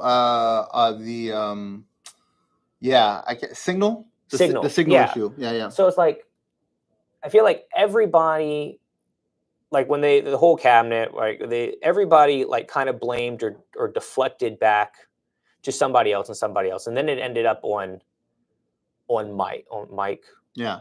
right? And even Trump had mentioned at the beginning he didn't know about that, Mm-hmm. right? And it's kind of like, well, first of all, it's kind of difficult for me to believe that you didn't know, like your people wouldn't have informed you about something that the media has so that Mm-hmm. you could be prepared for it. And I'm not saying that it's Trump's fault for that happening, but he hasn't acknowledged the fact that it's a problem and it's being addressed. Why is that important? Because I think that as a leader, like I think that it was an issue. I think that was an issue. The whole fact that that conversation happened in that manner on that, and a reporter who just magically popped on the phone, according to Mike or whatever his name was, it could have been anybody who was on it, Mm-hmm. right? So, well, it couldn't have been anybody. It had to have been someone who was invited to be a part of that group. Right, but he erroneously invited somebody. So he could have erroneously invited anybody, right? Which is a security issue. For sure. Right? Which hasn't been addressed by the administration or by him, where it's like, hey, it's just been politicized like, oh, we need to be focusing on the fact that it was a success. Mm-hmm. The question is like, what if it wasn't a success? Right? Mm-hmm. So I think that just as a leader, especially of his cabinet members, mm-hmm. it should be like, listen, we messed up, shouldn't have been handled like that, and we're looking into it to make changes to ensure it doesn't happen. And like that hasn't been. Well, he hasn't said necessarily we messed up, but he did say that they're looking into it to find out exactly that they're doing an investigation to find out what's going on and find out whether it was something to do with user error or whether there is if there's a potential issue with Signal or whatever the case may be. Mm-hmm. And then Mike took responsibility for it, identifying that he inadvertently and it put this reporter into that conversation. Mm-hmm. So to me, I don't that to me doesn't seem like the kind of thing that is like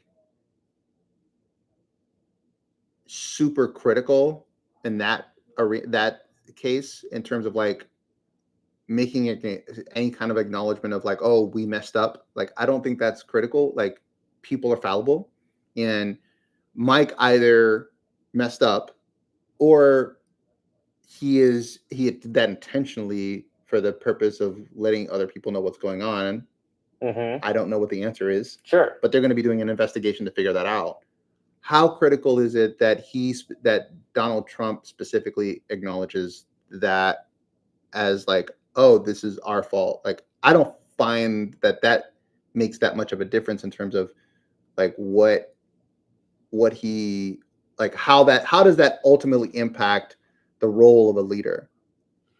Well, I think that if this happened in any other like past administration, Republican or Democrat, just based on just how, I guess if you want to call it the status quo was. I feel like somebody's job would. I don't feel like Mike would have had a job anymore. Like it's a security issue. Sure. Like period. Right. Yeah. It's been addressed. So like, who was at fault with the security issue? Mike. Okay. Well, you know, as a showcase of we're doing this, like that's a big thing in my opinion. So it's like, hey, I feel like it would be on the president's like, hey, you need to resign, or we're gonna fire you. Like, we need to find a replacement. So it's like there's just a level of. Okay, so let me ask you a question then. So you're saying the solution should have been Mike should have been fired? No, I think the solution should be that the president take more ownership in the fact that it was a big security issue. He could say that, oh, we're looking into it or whatever it is, but I just, this is paired with like a whole bunch of other stuff that he does. I just cannot think of a time where he humbly took responsibility or acknowledged an issue as a concern that he didn't ensure he blamed on somebody else or another part of this, because it's his administration, it's his cabinet members. So when you say, okay, so then I would just push back a little bit on so when you say like he humbly, you know, said I'm not going to take responsibility for this, or I'm going to take responsibility for this.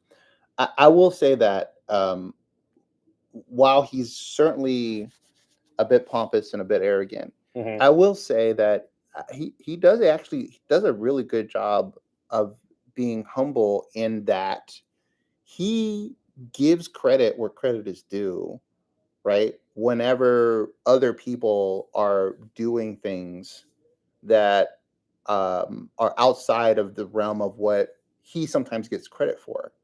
So like, while he may not necessarily be good at saying we were wrong, or you know, we messed up, or whatever the case, one thing that he does do really well is that he does give credit for when other people, right, are doing good things inside of what he's ultimately getting credit for as an administration. Because people will say, oh, your administration, and he'll call out people by name and say, oh yeah, but that's not me, that's really Pam Bondi, or no, that's not me, that's you got to talk to, you know, Elon, or you got to talk to whoever the person is. He does dole out like, hey, you guys are doing a great job, I really appreciate what you're doing. Like, he does a lot of that. So that to me is a good sign of a and again, I didn't vote for him, I wasn't excited about him being in the presidency, but I wasn't excited for either. Neither. Yeah. I mean, a whole nother I didn't vote for the other mess either. But either way, you know, I do appreciate his approach, and I know we're kind of going over on time here. That's good. I don't have anything until 12. So. Okay, his approach to his whole approach to the presidency this time around is completely different than his first round. Like, he's really taking a different approach this time. One, obviously, he's taking a lot more action, doing a lot more things, being much more aggressive with trying to get things done. He's also taken on a cabinet of people that have very different positions that are not all in alignment with him, right? So, like, you know, the fact that he brought in, so like, for example, the FBI director, he's definitely in alignment with him. Patel. Yeah. So, you know, he's very much, Kash Patel is very much like, Trump, you're the guy, I'm gonna follow you to a pin, right? But then you look at like Tulsi Gabbard. Tulsi Gabbard was a Democrat up until like 4 years ago. You know what I mean? Like, she was completely on the other side of the aisle. Now she's an independent. She certainly doesn't have all the same views that Trump has, though she does agree with a lot of the things that he's doing. But she's definitely on the other side of she's been on the other side of the aisle. So I can't imagine she's all the way a Republican, like right-wing Republican. She's certainly not that. She's very much an independent. Now, she agrees with some of the policies and some of the things that he's doing, which is why she's decided to join the administration, because she agrees with the overall, I guess, idea of what Trump's trying to put into place. RFK ran as a Democrat in the last election. He had to run as an independent because the Democrats wouldn't allow him. Yeah, I wouldn't allow him in. You know what I'm saying? But here he is, like, he's part of the administration specifically responsible for the healthcare system, right? What's going on with healthcare? Like, he put in people that are, because everyone in the last minute, whoever, Trump just gets yes people. I mean, I don't think RFK and Tulsi Gabbard are yes people. Like, they're not like, oh, I'm just going to run in line with whatever Trump says. You know what I mean? Like, they clearly had things that they didn't agree with when they were running themselves for president, right? Against Donald Trump. So, like, I don't feel like their position's completely changed. I feel like they see alignment with a few things and they're willing to work with him. And he's willing to take them on in addition to that. He's willing to take them. He didn't have to put Tulsi Gabbard in anything. She wasn't even running for anything. Mm-hmm. But she is now part of, like, the intelligence, right? She's the intelligence director. Like, there was no incentive, no political incentive to do that. Like, you could argue he had some political incentive to do that with RFK, but he didn't have that political incentive to do that with Tulsi Gabbard. You think Tulsi Gabbard is qualified for that position? I don't know that anyone's necessarily qualified for that position. Well, based on, like, past merits, is qualified as one, like, right? She's been in the military.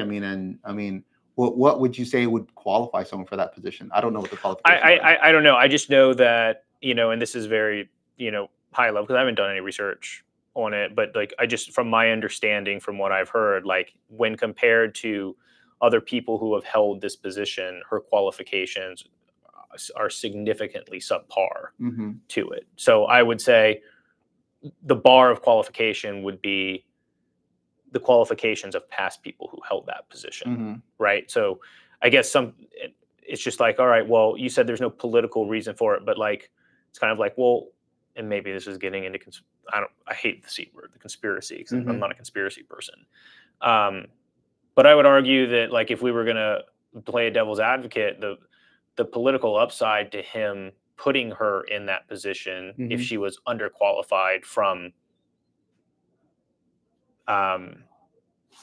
measurements of past people who, like, other people should have or could have gotten in, that, he kind of has her in his pocket in a sense, because she's holding a position that she otherwise wouldn't have gotten because of her qualifications. And this is just for everybody. Like, I'm not saying that she is or she isn't. Like I said, I'm not nuanced on that stuff. And I liked Tulsi Gabbard. I liked her when she wasn't she running in she was running in 2016, right? 2016, yeah. So I liked her, and I liked her, her positions, and she seemed she was Democratic. She was part of the Democrat Party, but she had very, very much independent, moderate, like, ways of thinking, positions. And I think that she still has those. I think that she's just switched parties for reasons that a lot of people have abandoned the Democratic Party, which is justifiably understandable.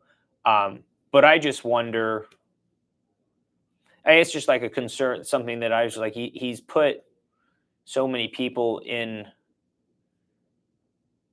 these positions that just seemingly wouldn't be outspoken critics of him on policy, on things that may happen. So I just, like, you don't think RFK would be an outspoken critic of him? I don't know. I mean, what would give you the impression that he wouldn't be? I don't know. Maybe it's media bias, right? I don't know. It's just, I feel what would give you, because I mean, like, obviously in the role that they have now, being a critic of your boss is not a good practice in general. So you wouldn't necessarily see that now, right? You wouldn't see any criticism they have of him would not be showing up now. And for right now, while they're working together, they're going to be very much in alignment with what the president has to say. Now, behind closed doors, they may have disagreements and whatnot, but they're not going to show that. On the public. In the public. So, like, I don't. There's no evidence that suggests to me that RFK is just going to lay down and do whatever Trump says. There's no evidence to me, based on what I've seen of Tulsi Gabbard, that she's the same, that she's that way. I've not seen that in terms of her behavior. You know what I'm saying? She is one to buck the system. She specifically bucked the Democratic system because she wasn't happy with how they were moving forward. right? And she said, you know what, I'm not gonna be a Be part of that. anymore. Yeah. Right. So she has specifically bucked the system and has been a outspoken about some of the challenges that happen in the political, I would say the political arena. Mhm. So I don't see her as the type of person that is just going to do whatever she's told. She strikes me as a very intelligent person. I would agree. And that, the role, look, when I'm thinking about hiring somebody, I'm not so concerned about like all of their qualifications. There are some basic qualifications that for sure I want to make sure that they have, but I'm more interested in the fervor of their ability to be able to get the job done. Right? That is what is more of a concern for me. Like when I go to hire, I don't just hire based on like what the resume says, because there are plenty of people that have an amazing resume that are terrible fit. People. Yeah. Mm-hmm. You know what I'm saying? Yeah. 100%. So like, I would rather get someone who is like hungry, intelligent, who's a go-getter, who's like, they're going to figure it out. Like, hey, listen, I don't know, but I'm going to figure this shit out. Like, I'd rather have that person than having someone who's super established, already has set ways in how they do things, right? Like especially if you're going in to change the dynamic of what's going on, like you can't really have people in place that are used to doing it the way the system has been built. You think this is going to change moving forward the type of individuals who hold these positions? Like regardless of if it's Republican or Democrat, I think that's going to depend on whoever the president is. I mean, Donald Trump is an entrepreneur, so he thinks like when he's hiring the way he would hire for a business. Mm-hmm. So he's looking for people the same, like he's already got that as part of his habit. Right. Mm-hmm. So he's looking for people different than what a career politician might do. A career politician would look at a resume. They're probably going to look at what school you graduated from, right? Mm-hmm. That's going to matter to them. Where Donald Trump, I don't think he cares. I think he cares more about like, is this the kind of person that's going to get some shit done? I mean, look, Kash Patel, this is a perfect example, right? People would say, oh, well, Kash Patel is just like, he's just going to follow Trump to whatever he says. Okay, you can make that case. He's certainly a super fan of Donald Trump. Probably the most aligned with him than all of the cabinet members. But Kash Patel came in, and in like the first 100 days, he captured the top 10 most wanted on the federal like list of most wanted. He got all of them. All 10. In the first 100 days. Like that's one every 10 days. Bro, like what has all of these other FBI directors been doing this whole time? Like he literally went to the FBI's top 10 list of most wanted federal criminals in the United States, and he caught all 10 of them. He got all of them. Like what was the guy sitting in his seat before him? What were they doing? Yeah, because he just took them out. He's like, you're caught, you're done, in prison. Like that, like immediately. How do you argue that? Mm-hmm. You're the new FBI director. Oh, I don't know if you're the right fit for this. You look like you're just going to be kind of a pawn for Donald Trump. And then in the first 100 days, he's like, so the federal top 10 most wanted list, we have them. All of them. We've got a new top 10. Exactly. It was the 11 through 20. Yes. I want to congratulate the next top 10 list, right? You have been promoted. Can you imagine? Like all of the people that like number 11 is like, oh shit. Damn it. Never not wanted to be number one so bad. But I mean, how do you argue against that? You know what I mean? Yeah. Like, how do you like say, oh, well, the FBI director, that clearly that guy's a shill. Like, no, that guy's not. That guy's not fucking around. Well, so you see, I think this is what's kind of great about this, having these conversations, right? Is because, we kind of delved into a lot of stuff that I even realized, today in our conversation is like, I've got a little bit of knowledge on it and I've got like my presumptions and everything, but like, I didn't really realize, and I'm gonna have to go home and do some research on that top 10. I didn't realize, it's Kosh, right? I think it's spelled Kash. Yes, Kosh Patel. Yeah. Yeah. So Is that how you pronounce it? Kosh? I think so, because I have a friend named Akash, and it's the same thing. It's just threw an A in front of it. I don't know. So I thought it was I think Cash. it's Cash. Oh no, I think it is Cash Patel. Yeah. So, but I didn't realize he did that. Like maybe it's because it just didn't hit. It's not something that I'm researching a lot, but it's good information that I have. So now I'm going to go back and take a look, which I think is what's great about just general conversations. Yeah, that we're having right now. So So yeah, I will say, and I'm still working through it because I know that a lot of my stuff is still definitely filtered. A lot of information. It's really tough to like get information, even like on the internet, because I could put something like I'm curious. Where's my phone? I'm gonna get my phone. So I'm just kind of curious because I feel like we definitely lean on two sides of the aisle, even though we're very moderate. Yeah. But I'm curious. Go into Safari, and I want you to put in just put in Kash Patel.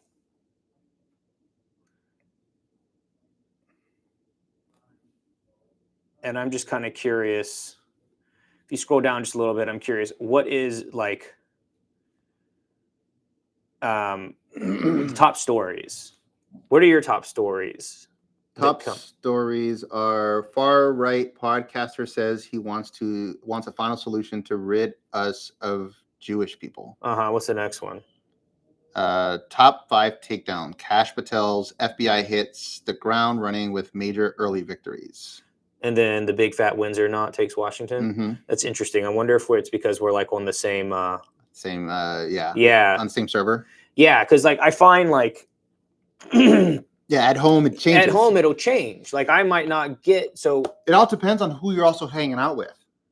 Yeah. Like for example, if I'm hanging out with when I'm here, right, the searches that I get are different than when I'm hanging out with other friends, or if I've hung out with other people. So like I have some friends that are like super like left leaning, and like I will do a search for something and I'll get super left leaning stuff. Yeah. And then I have other friends that are super right leaning, and then when I do a search, it might be something similar. I'll get more right leaning articles, right? Yeah. So it seems to know who I'm hanging out with.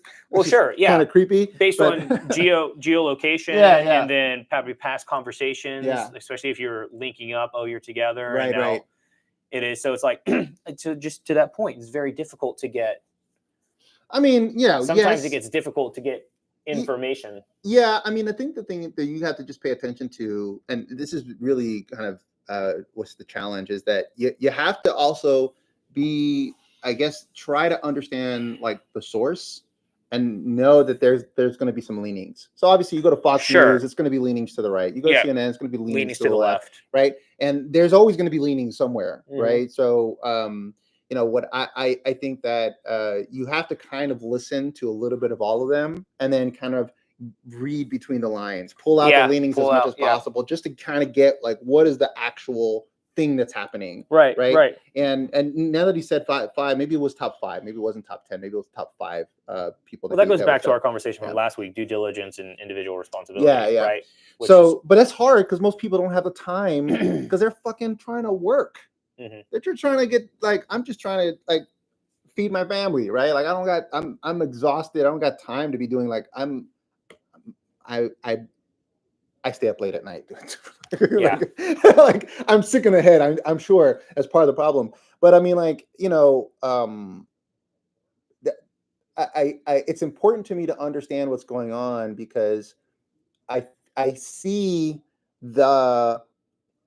both like the social media and the news media like trying to push me in directions. Yeah. And I don't like that. Right. So I really want to understand like what exactly is going on because I don't want to be unduly influenced. There's no way to get away from influence, but like I don't want to be unduly influenced one way or another. I want to just understand what's going on and then be able to make like discern like what is really the best course of action.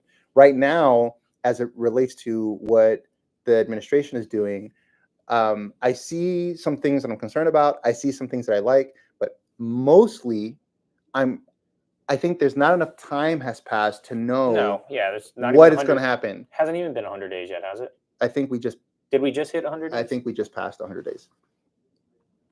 Yeah. No, we couldn't have because he didn't get installed until the 6th.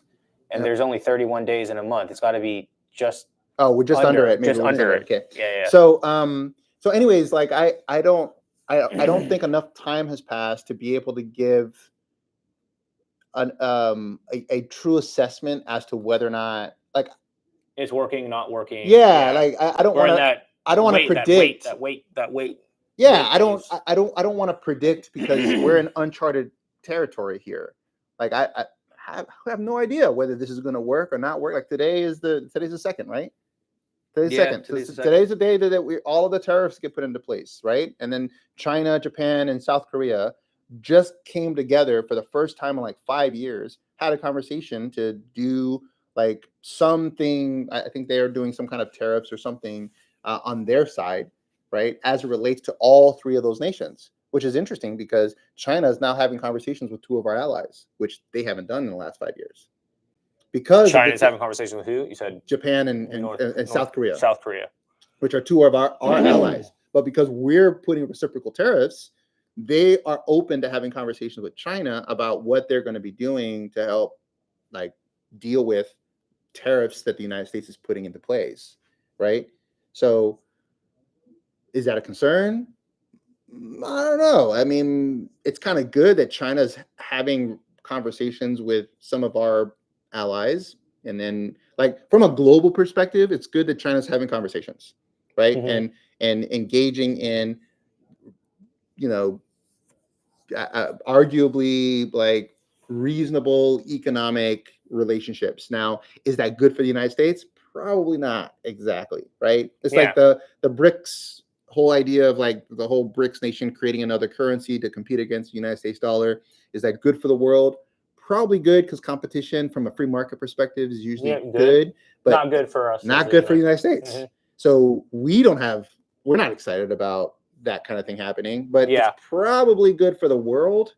But I don't live in the rest of the world. I live in the United States, so I'm biased. I know where my bias is. I'm biased against having that, but I can see how that has a benefit that could potentially have a net benefit for the world, right?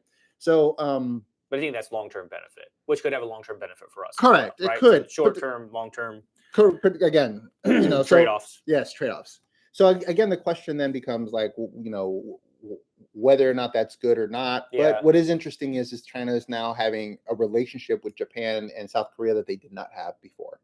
And that is been inspired by the tariffs that have been put out. Europe is also having a different dynamic with the United States, right? Because now the United States is saying, hey, we're not going to be militarily backing you up like we did before. You need to defend yourselves, right? So now the European Union is now behaving differently about how they're handling themselves, how they're dealing with the United States, how tariffs are going to be applied. They're going to also deal with tariffs. What are they going to do, right? So there's a bunch of stuff happening. So there's a lot of things that are kind of like, I don't know what's going to go on. Yeah, there's a lot happening all at once. Yes. So like I don't know that there's a way to predict like how that all is going to play out. And so I'm just in a wait and see. I want to see like things start to like manifest and see what happens, because it's very plausible that all this is a hot mess, and it's very plausible that this can really solve some problems. Right. I guess the position that I'm in is the direction that we have been going in is a disaster. So like if it ends up to be a hot mess, we were already going in that direction. Your stance is just that the status quo hasn't been working. Correct. So for better or worse, this is different. This is different. And it's worth exploring. Yes. At the very least. Right. So I'm like, I don't have a problem with like, let's try something different. And he's definitely done that. He's definitely doing that. He's definitely trying something different. So I kind of want to see how it all plays out before I pass judgment on whether or not it's good or bad. I think that there are certainly reasonable arguments on how it could be bad and how it could be good, but we're not going to know, right? It's too much of a multivariable scenario for anyone to reasonably predict the outcome. There's just too many variables. I mean, that's my position on that, right? There's just too many variables to be able to predict with any certainty, like where this is going to end up. So all my position is like, you know what? I can't really, I'm optimistic, but I can't really make a prediction on how this is going to turn out. I'm just hopeful that it's going to be on the good side of it, not on the bad side. Because the bad side is, I mean, it's already bad. That's kind of where I'm at. Yeah. We're already going in a very bad place. Mm-hmm. Like, it's already bad. So it's either going to be bad the way that we've been going, or bad the way that he's trying, or there's at least something different happen where a good outcome can happen. I know that if we stay the course, it's bad. There is no good option. Yeah, we've just been going the same direction. Yeah. Yeah. So that's kind of that's kind of where I'm at with that. So, but anyways, it's already 11 o'clock. We can talk, man. I know. We can talk forever, but we got to save some for the next episode. I guess we got to save something for Vinny so he can chat with us. All right. I'm curious. So last question for this, and it's not just him, but the conversation is coming up. What are your thoughts, just in general, on having 3-term presidents? Because I know that's been loose, right? That's been loosely brought up, and I don't want to talk about how they're going to do it, or if it's just Trump. I'm just curious what your thoughts are on just having the ability for the Constitution certainly has rules that would make that very difficult to happen. It is legally possible. How so? So, and I'm not an attorney, so I'll just preface it with that. Okay. But so the way the Constitution reads is that I think it's Article 22. I think it's Article 22. A person cannot be elected twice. So, okay, so a person who's been the president for 2 years and then was elected president for another term cannot be elected again. Yes. Okay, and then a person who's been elected twice cannot be elected for a third term. Mm-hmm. Right? The elected part is the part that is the element that makes it possible for a president to have a third term. Because Donald Trump or anyone, as long as they're not elected into the presidency, they can serve a third term. And let me give you an example. Let's say I decide to run for president, right? Mm-hmm. And I say, you know what? I'm going to choose Donald Trump as my vice president because he's allowed to be the vice president, right? Because he's not. There's an amendment in there that says that he cannot be. He cannot hold the position of vice president. No. You sure? I'm positive. So if you go into the Constitution, there's nothing that prevents him from being vice president. I'm doing this because I've heard. So no, continue. But right. I'm like, yeah. So so he can. So I can have him as my VP. So if I say, hey, I'm gonna have I'm gonna be president. I'm gonna elect him as my VP, and then yay, we won, right? And then on day one, I'm like, you know what? I can't do this. Too much pressure. I don't want to do this anymore. Thank you, but no, thank you. I'm gonna step down. Mm-hmm. Well, as VP, he would be the de facto president because that's his role. Right. If the president can no longer serve or chooses not to serve, then the vice president becomes the next president of the United States. And then he would have to choose a VP. Which could be the person who just exactly ran for president. Yeah. We're just going to flip-flop our roles. Yeah, exactly. So, but that's something that could happen, right? And then now he has another 4 years as president. So this says, the 22nd Amendment has yet to be tested or applied. Commentary suggests, however, that a number of issues could be raised as to the amendment's meaning and application, especially in relation to the 12th Amendment. By its terms, God, this is such a small read, right? By its terms, the 22nd Amendment bars only the election of 2-term presidents, and prohibition would not prevent someone who had twice been elected president from succeeding to the office after having been elected or appointing vice president.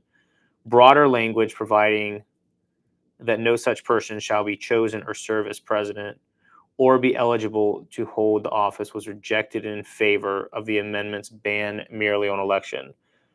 Whether a 2-term president could be elected or appointed vice president depends upon the meaning of the 12th Amendment, which provides that no person constitutionally ineligible to the office of president shall be eligible to that of vice president? Is someone prohibited by the 22nd Amendment from being elected to the office of president, thereby constitutionally ineligible to the office? So I guess it would be a question of ineligibility. So the way that I read it is that he would be ineligible to be vice president, but we've got a line of succession, right? So that would just mean that he would need to be. He could be the speaker. Because that's the third in the line. Yeah. Right. So but then the president, in theory, right? The president and vice president would have to step down, then he would also have to be win a seat in whatever congressional seat he is, and then win. The party would have to win, right. And then there's so many. Chances are low. The chances are low. Yeah. Which is interesting. I guess that's a good thing, right? And I wonder if the founding fathers, thought they did. So right. So it's like we got to do this. That way, there's no way that you could just the original iteration of the Constitution of that amendment read will not serve 2 terms, but then it was changed to will not be elected to. So, and I'm not really sure why that was the case. So I haven't done enough homework on that. But the original iteration just had may not serve. In the final iteration, they changed it to may not be elected to.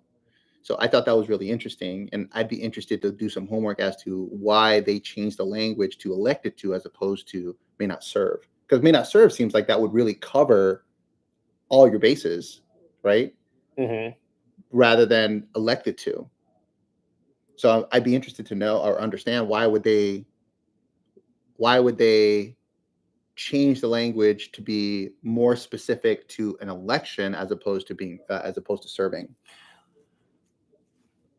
Just thinking on the top is I think that they did that so that, right, because if you can't be elected, right, so then it's like, well, if they can't serve as president for more than 2 terms, then does that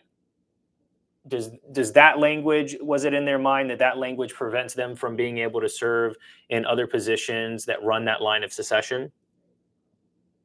Oh, you're saying so if they were voted in as the speaker, what if he was the Department of Agriculture, right? What if whatever president now who was in his second term, I'm not going to say Donald Trump, it could be any president who served their second term and then decided that, hey, they were not done with public office. Mm-hmm. And then they were like, I want to make some moves in the Department of Agriculture, which I think is like fucking 12th down in line. And then what is that show where he actually becomes president?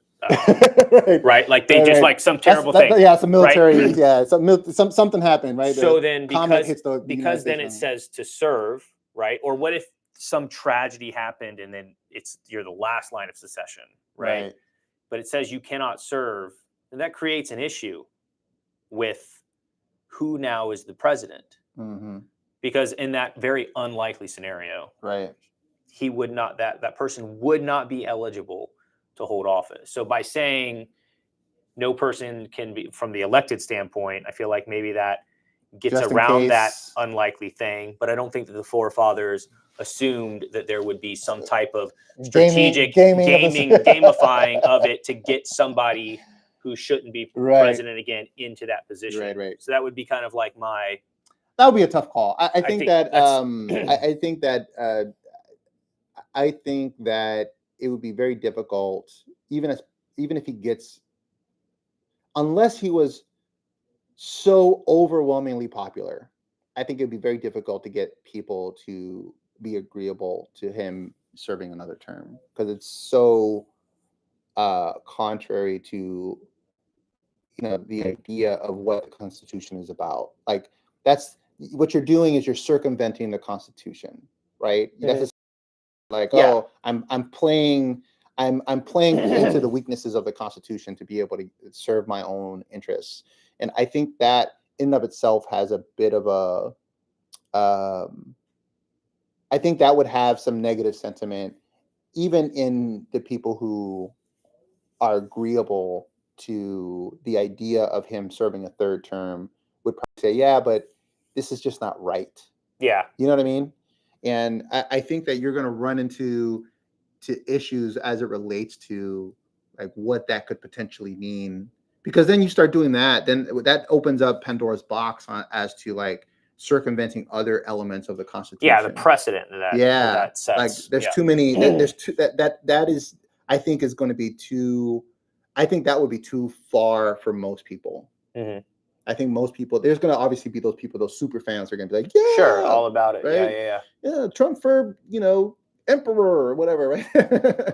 Goodness. There's going to be those people. But I think that I feel like even people who are very much in favor of Donald Trump and the things that he's doing and could see even still a benefit of him serving a third term may still have problems, with the idea accepting. Yeah, circumventing the Constitution like that. Like that is I don't know. I think that would make people very wary of like, oh, well, if the Constitution can be circumvented like that, if we allow for that, if we're accepting of that, where else can it be circumvented? And then we start getting into the Bill of Rights and where can freedom of speech be circumvented? Where can the Second Amendment be like all of these different search and seizure, where can that be circumvented, which has already been circumvented, right? Like all those kinds of things start to become like gray areas, and that's a dangerous, slippery slope that you don't really want to get into. Yeah, like, I wouldn't want to get into. Like even if I thought he did an amazing job, like at the end, and they were like, hey, we found this way that we can keep him here, and if he serves 4 more years, he will just make things so much better. And we knew that, we could predict it, that it was going to be so much better. I would still have a problem with it, just because, like, yeah, but in order to do that, we have to circumvent one of the founding elements of our nation, right? Which is to say, hey, the Constitution, we're just basically going to stomp all over it just so we can make sure that this guy gets another term. Like, it doesn't sit well with me. I feel like other people would be that way too. You know what I mean? Like even people who were even agreeable to him and even saw that there would potentially be a benefit to having him there. I would rather say, no, just be an advisor to the next president. You know what I mean? And that's how you impact. I mean, even as a former presidents have a ton of sway. Yeah. Like he could still do a ton as a former president. I mean, he did in the 4 years that he was out of office. I'm just saying, like he still has sway. He won't have the ability to do executive orders and sign. He doesn't have the execution ability. Yeah, but he definitely would have sway. You know what I'm saying? So I mean, I think he could just leverage his sway. You know what I mean? Leverage his influence, and I think that would still have a ton of power. But I personally would have a problem with him trying to, circumvent, the Constitution just so he can get into office again. I just don't think that's appropriate. Yeah, that's my take on it. At least I don't really know if they're actually going to do it. I mean, I don't know if he'll. I mean, I think the media is talking more about it than he is. Well, Steve Bannon was talking about it. Yeah. I mean, I think that it's just stuff. I think it's all, I do think it's just all like marketing stuff. I think that like Donald Trump is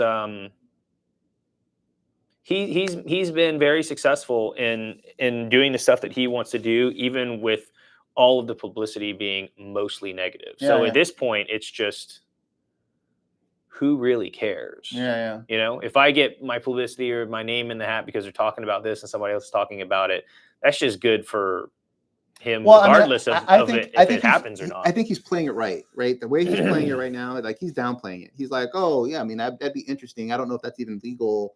I mean, I know that people love me enough to want me to stay, right? So he's playing up to the idea. I also know that he said he's like, that's where it's way too early to even be talking about that. Like I think but what is interesting about that is like because he's so good at marketing, I think what he's doing is he's really re-emphasizing the popularity that he's getting, that people are talking about seriously considering the idea of having him for a third term, right?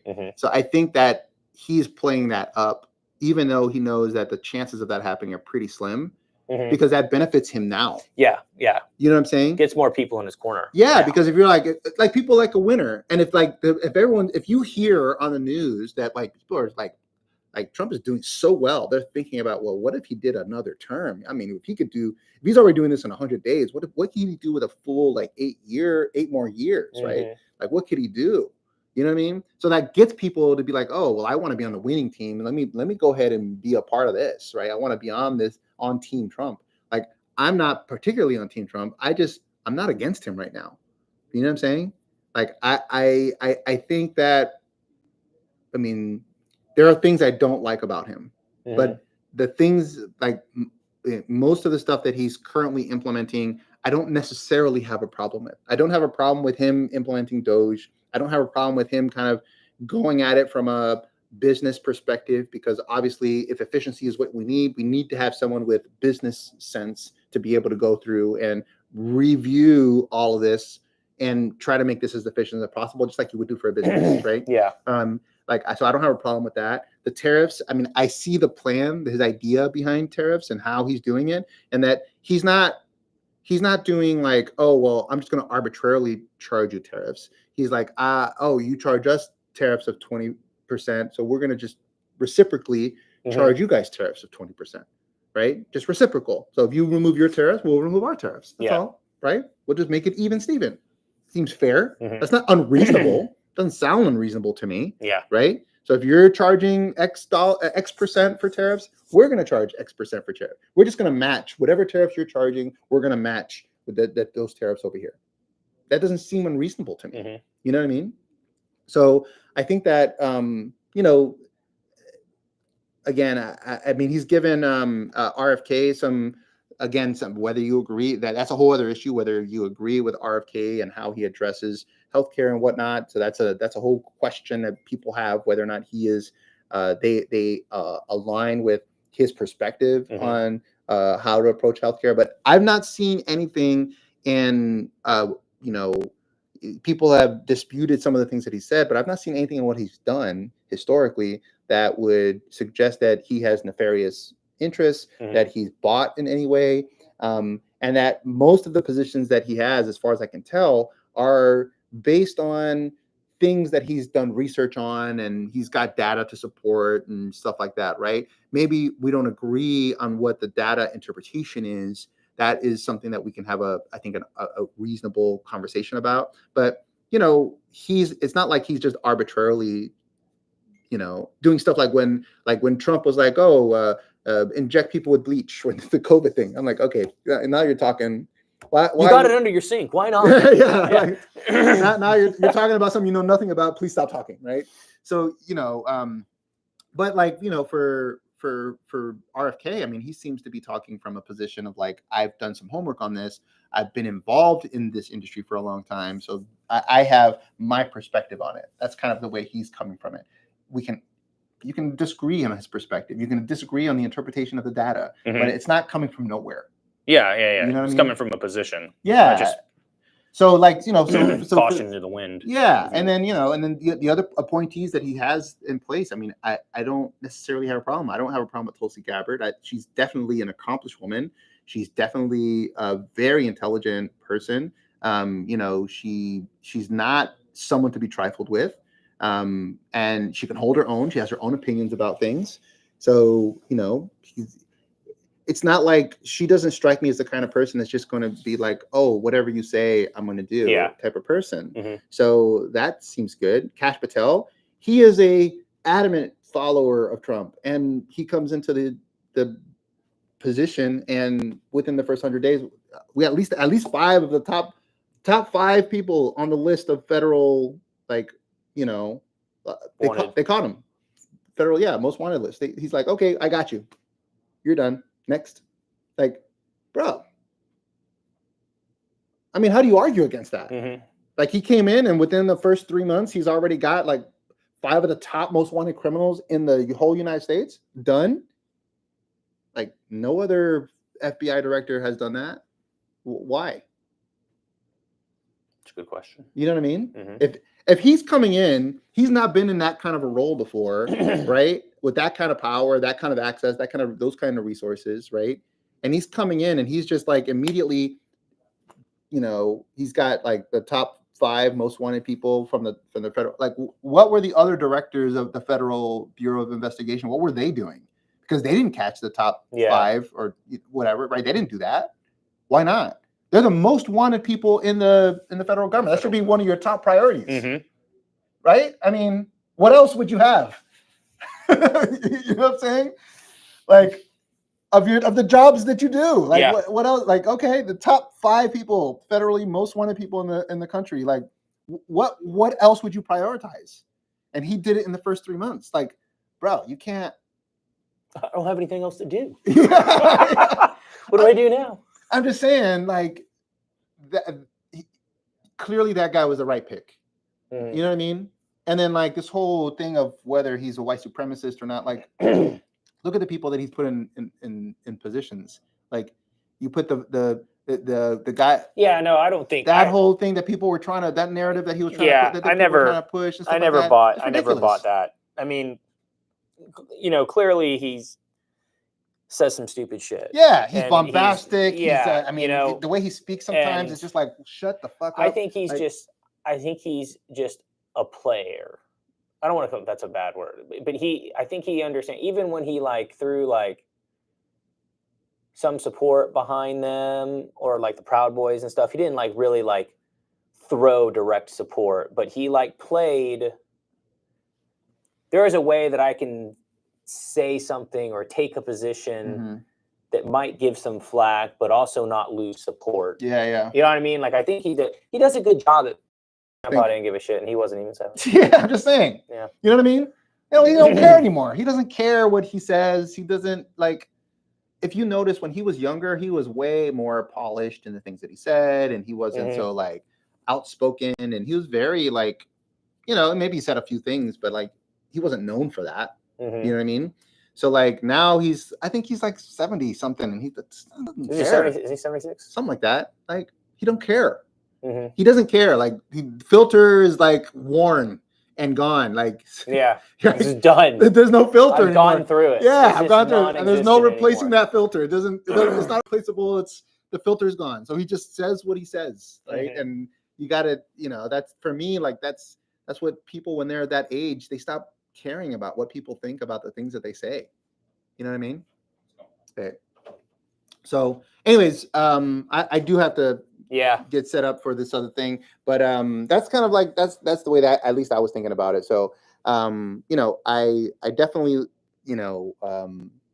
I would love to explore more about what's happening with the administration in general, and kind of like because I know that obviously you have more left-leaning thoughts on it, and I would love to hear, like, more on, like, just kind of what you think could potentially happen, and where there may be some downside results based on some of the activities that are happening.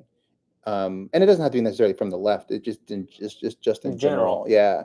Because I mean, I do think this is an important topic, just because things are moving so quickly, for people to at least have conversations about, so that, we can all be kind of on the same page as to what's going on. And I think that's important, at least. For sure. Yeah. So anyways, we're going to go ahead and wrap this up, because obviously we actually have like real jobs. Oh, I forgot to set up the lights. Here we are with like shadows all over our faces. Yeah, I forgot to set up my phone too. All right. It's okay. So, at least they can hear us. Yeah, they can at least hear us. So we look a little ugly because we don't have our beauty lights on. So I apologize for all of that. But anyways, if you like what you're hearing, please please share, please comment. If you have any thoughts on anything that we've been talking about today, I'd love to hear your comments on it. And, just kind of get your thoughts. If there's any topics that you specifically want us to kind of chat about, please let us know, and we'll, try to do our best to kind of chat about it. We're not experts at any of this stuff by any means. So, but we'll talk about it either way, and just kind of give our 2 cents about it. And that's about it. So, you have any thoughts? No, just excited to have more conversation. Yeah, more conversation. Yeah, and, I'll say, I mean, there's some topics and there's some things that I found that I'm going to do a little bit of homework on myself, which, at the end of the day, again, this is the reason why we're having these conversations. So exactly. Open dialogue, open minds, and see where it goes. Awesome. My name's Gus. My name's Chris. All right. And we'll see you guys next time. Later. Peace. Oh.